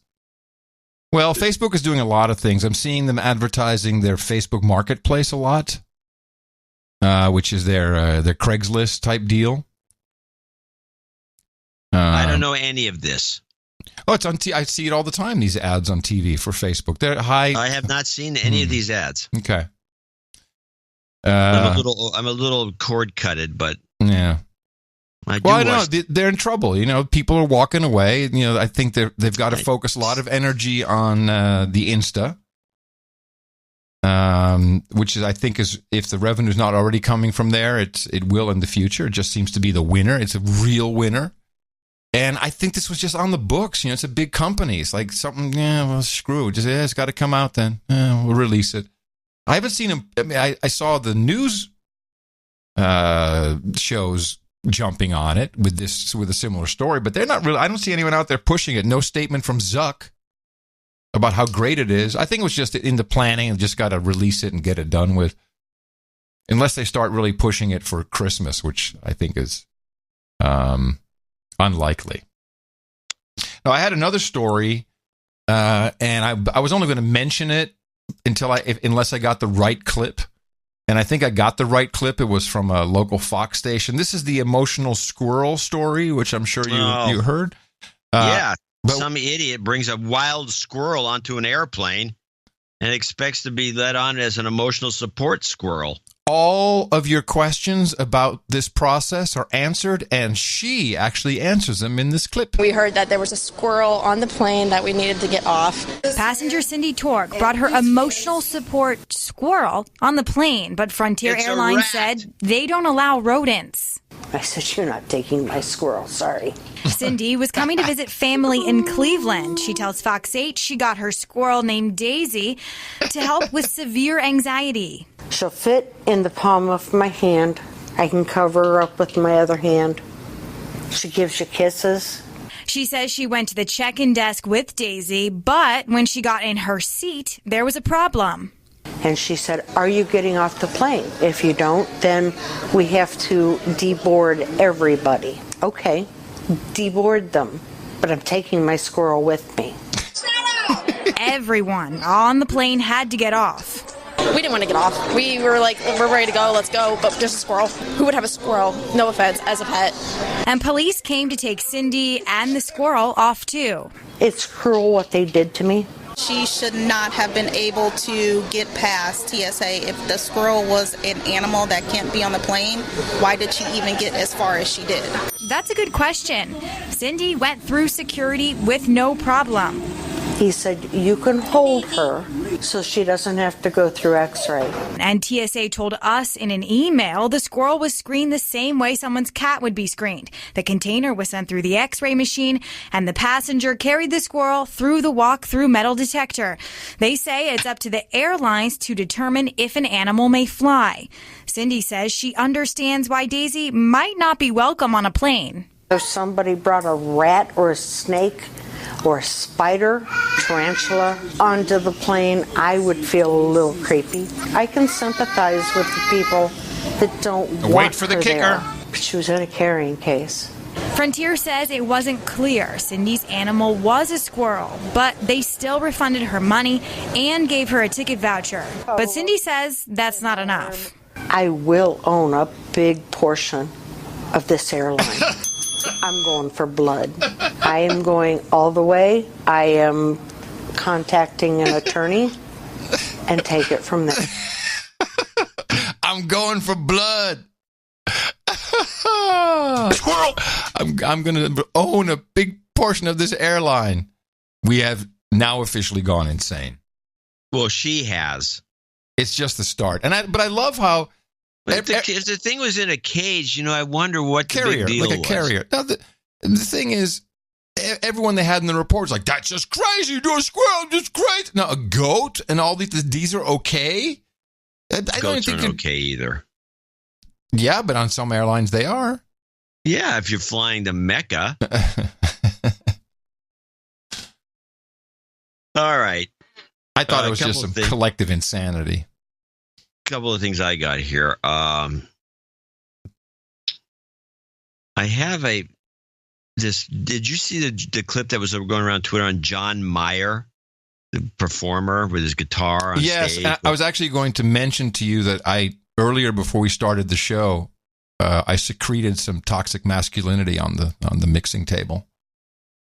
Well, wipe it up. It needs a big sponge. John Mayer. All right, this needs some lead-in, I think. Okay, you give the lead-in because I don't have a good John lead-in. Mayer is a womanizer. He's a total womanizer, and all of a sudden, he's like Mr. Bitch. Bullshit is the idea that if you're a man, any woman you see, you should be able to get an erection. By the way, stop it right there. who subscribes to this policy? He says that part of the male problem is that if you're a man, you should be able to get an erection for any woman, period. I've never had that experience. I'm not walking around with an erection all the time. But there's plenty of women that don't have any appeal to me. I don't know John Mayer personally, but he comes across to me as the type of character who really disrespects women because he thinks they're all his conquest, and he has proven that. He's also the type just projecting. Then all he's doing is projecting, and blaming all men for his problems. Yes, this is the kind of guy that stops with his sports car next to the girl, and he turns up the radio really loud with some thumping song. That's John Mayer. That's this kind of guy. He's a douche, and now he's projecting. And I agree. What is this bull crap? The men think that they should always get an erection for every woman they see. No, it's very, very douchey. Bullshit is the idea that if you're a man, any woman you see, you should be able to get an erection. And when we don't, that's the trauma. That I don't want it to be the male contract. I'm telling you that's the contract, and we have to tear the contract up. And what's that? Quite honestly, and I'm having a hard time hearing it now. I saw this clip played on news stations, and I'm like, why are you even playing this clip? You can't hear what he says. He's just like, tear the contract up. No, you don't have to play it. No, I want to play it. I found this to be extremely annoying. Who's this guy think he is? I want to play more. Speaking for all men. I want to play more because this is the longest version of the clip I've seen. What is happening? No, hold on. This is fine. She's actually asking a really decent, pertinent question. What you're saying, what is the male contract then? The male contract is between the ages of whatever, puberty and college, to be instructed, to have a class, to have a voice of reason taught to young men. You are not supposed to be able to do this to everything that moves. You are not entitled to be able to do this to everything that moves. This does not come naturally to a man. This does not come unnaturally to a man. You do not possess the universal ability to have any woman that you see. The great philosopher John Mayer, everybody. I think he was coming out as gay. That's totally possible. I'm going to do a quick triage of Trump hates. We start with CNBC, who just can't stop comparing him to Nixon. Recent data to have a president call out the Fed in that aggressive way, if at all. Ill-advised. Nixon was critical in his day. Well, he was an idiot. I mean, look, he was really good on the China thing. We're undoing that now, right? But, Nixon was, he's not the role, classically not the role model, including the Christmas Day bombing of the Children's Hospital in North Vietnam. Okay. Morning Joe. Wait. What was that? That would sound like Kramer. What's he got to do with this conversation? That's all they talk about is CNBC. Oh, my God. Yeah. Morning. Now, are you familiar with the 2 minutes of hate, this term, this concept? No. You will be reminded by the Morning Joe show during this little segment.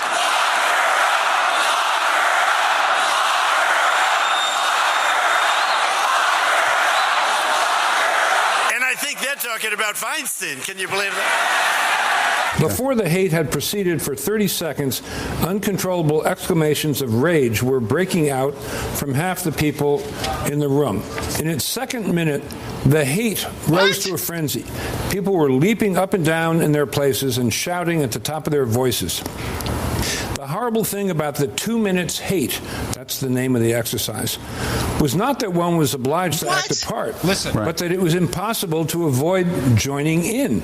And yet, the rage that one felt was an abstract, undirected emotion, which could be switched from one object to another like the flame of a blow lamp. Sound like a Trump rally? Stay. That was former Massachusetts Governor Bill Weld in November of 2016, reading from George Orwell's 1984 and predicting what we are now seeing 2 years later as last night's Trump campaign rally broke out into a spontaneous chant demanding to lock up Democratic Senator Dianne Feinstein. There you are.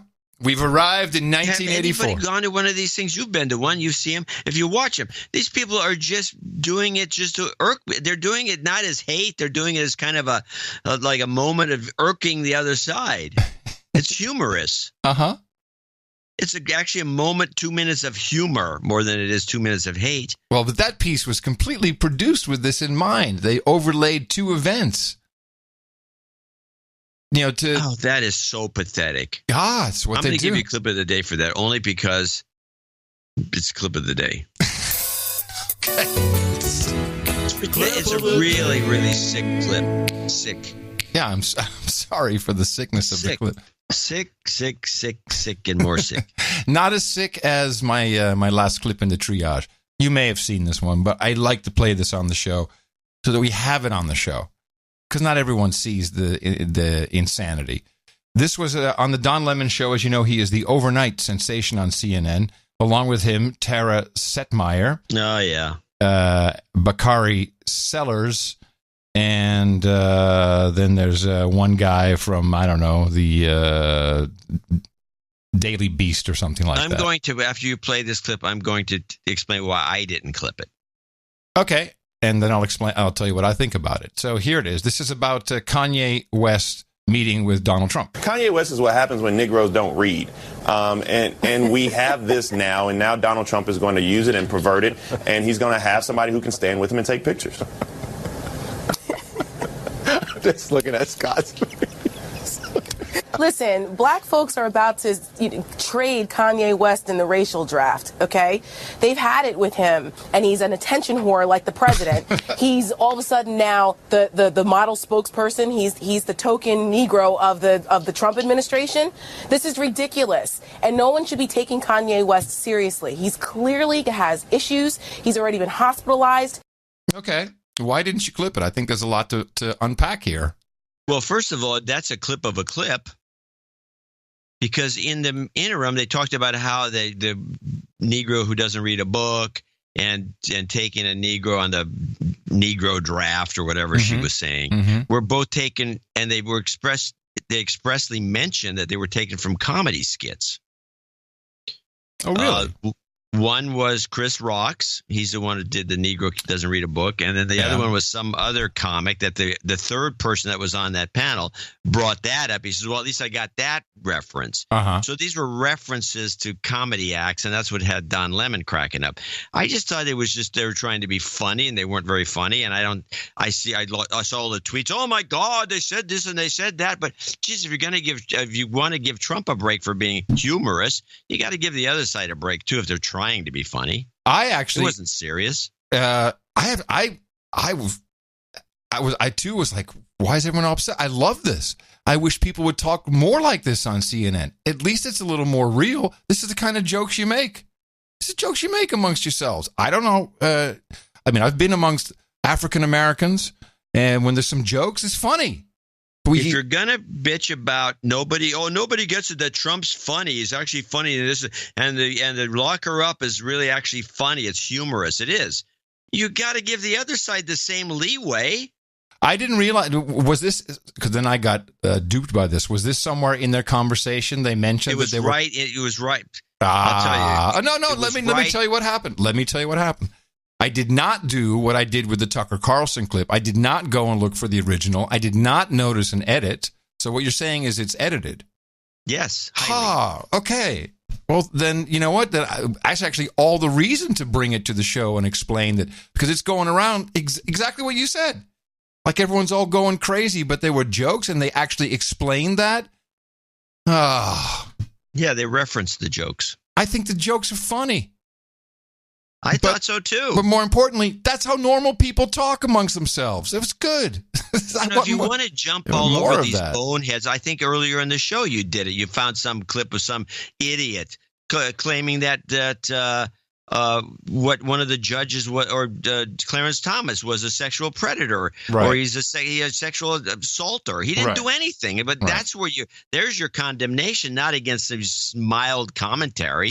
Right. I wasn't condemning. I like it. No, I know you didn't. I didn't know where you're going to go with it, but I just thought it was humorous. I thought it was humorous, especially in lieu of the notice they gave discussing the origin of these lines. Okay, there is one part of it though that is not okay, and that's not okay by today's social justice standards. And what's her face, Tara Setmeyer, should be called out on it. It's this last bit. It's the token Negro of the Trump administration.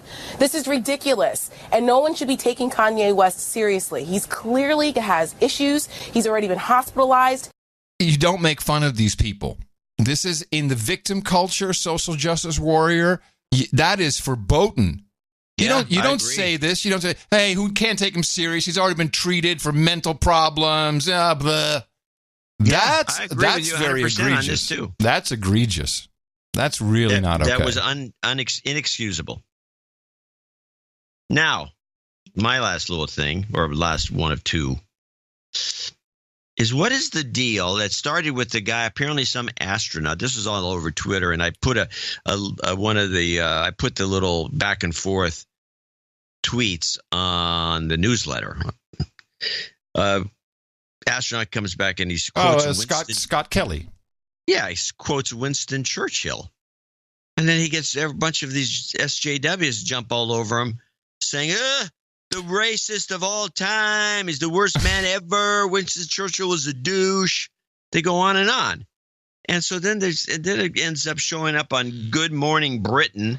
Of course. With his name. And Piers Morgan. Piers Morgan and his cast. They brought out some guy. Of course, you know how to do this. You've done it. You bring out some guy who's a bonehead, the worst possible character. They brought in a black guy. From Haiti or somewhere. Some black guy teaches at some no-name college in London. And they bring him out just to stir things up. And it's fine. I mean, this guy has his opinion. He's kind of a douche. But what is the point in the first place of jumping all over these guys because they're old white guys who have some influence on the culture? Yes, amongst many other things that men are responsible for.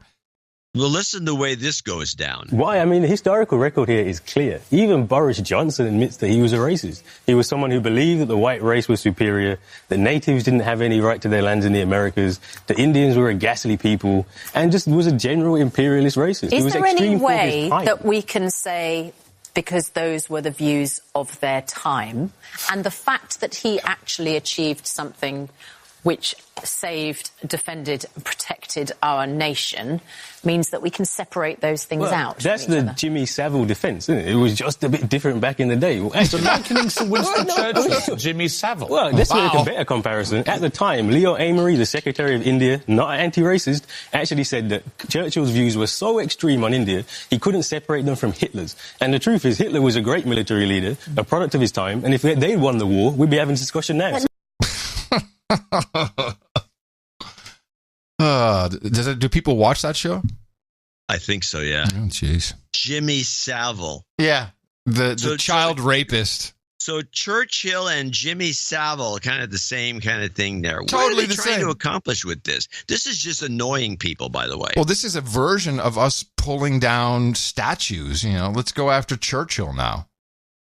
Yeah. And you know what? Everybody needs their 15 minutes. They got a story. You're some whacked up. Television news, especially. It's not that this was news. It's just useless. Except for C-SPAN. That's kind of useful still.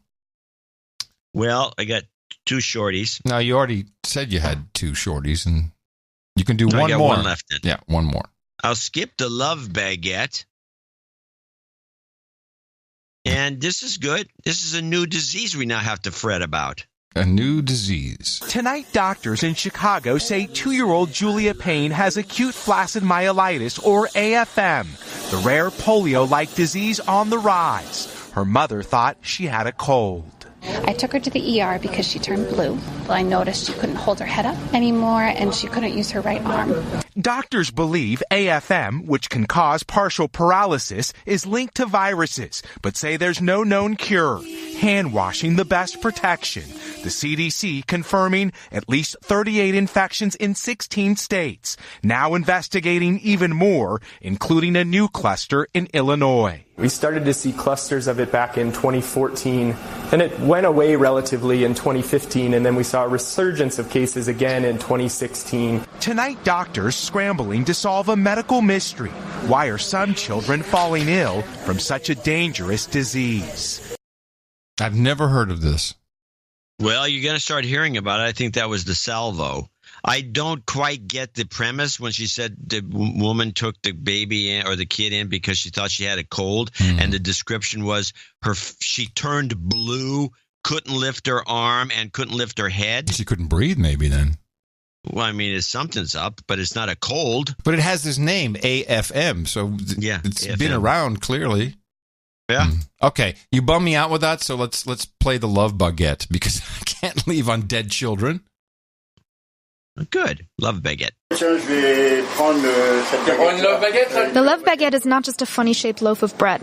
Its ribbon shape emulates the symbol of the French nonprofit AIDS, which raises money to fight and prevent AIDS. Like 900 other bakers in France, Marc-Antoine Hébert is selling this baguette for €2. Half the proceeds are sent to the organization. C'est un petit geste qui est simple et puis qui peut sauver surtout des vies. This is the first time Marc-Antoine has participated. Even his clients who aren't familiar with the Love Baguette appreciate the initiative. If it can help fight the disease, I'd buy a Love Baguette regularly. Last year, the Love Baguette helped raise €80,000, money that AIDS used to buy HIV screening kits and finance preventative measures. I think I would have preferred the dead children, honestly. I predict Love Baguettes in the United States within the next 6 months. A lot of predictions. By the way, the Love Baguette is like that little ribbon, the little ribbon. like a pretzel, only it's not. It's like a pretty pretzel. Well, it's a big giant thing. It's a baguette. Yeah. It's pretty huge. All right, everybody. That's our show. I will remind you that Google Plus closed because you cannot monetize the network. And I am coming to you from downtown Austin, Texas, capital of the Drone Star State. I'm, what is it? FEMA Region 6 on the governmental maps. That's what it is. Oh, you're forgetting. In the 5x9 Cludio in the common law condo. In the morning, everybody. I'm Adam Curry.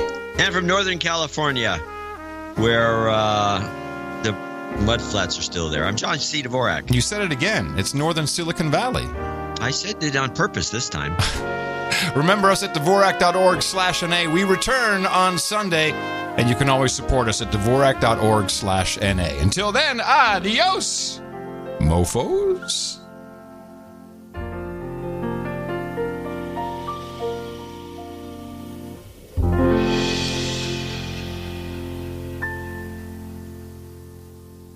The resistance. Jobs. Jobs. Jobs. Jobs. The resistance. Jobs. Jobs. The resistance.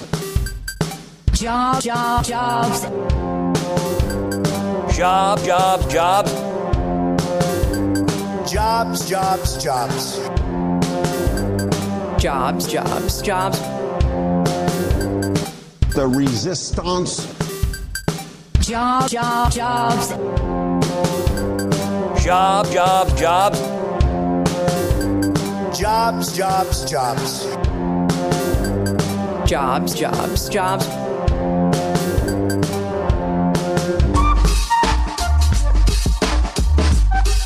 The New York Times has revealed President Trump inherited his family's wealth. The juiciest species, we can't relax. President Trump inherited his family's wealth. And here's an example of this. New Zealand hasn't been affected by these attacks. No, that's not true, Tad. We can't relax. Staunch is an outright fraud. Well, you think it was... No, there was one guy. Good. How did you get home? Dollars in inflation-adjusted dollars from his father's real estate. The New York Times, $13,050 million. Right? I said dollars in tax in a major imposition. The tax, but the juicy species inherited his family's wealth. Years ago, was it? I don't know. Of the same actor. The New York Times, $13,050 million. 36 years for species. Beer. The New York Times has revealed President Trump inherited his family's wealth. It was one beer. Good. How did you his family's wealth through real estate. Inflation. It was one beer. Good. $13,050 million. Beer. Good. How did you get home? I don't know. It was super gay. Nope.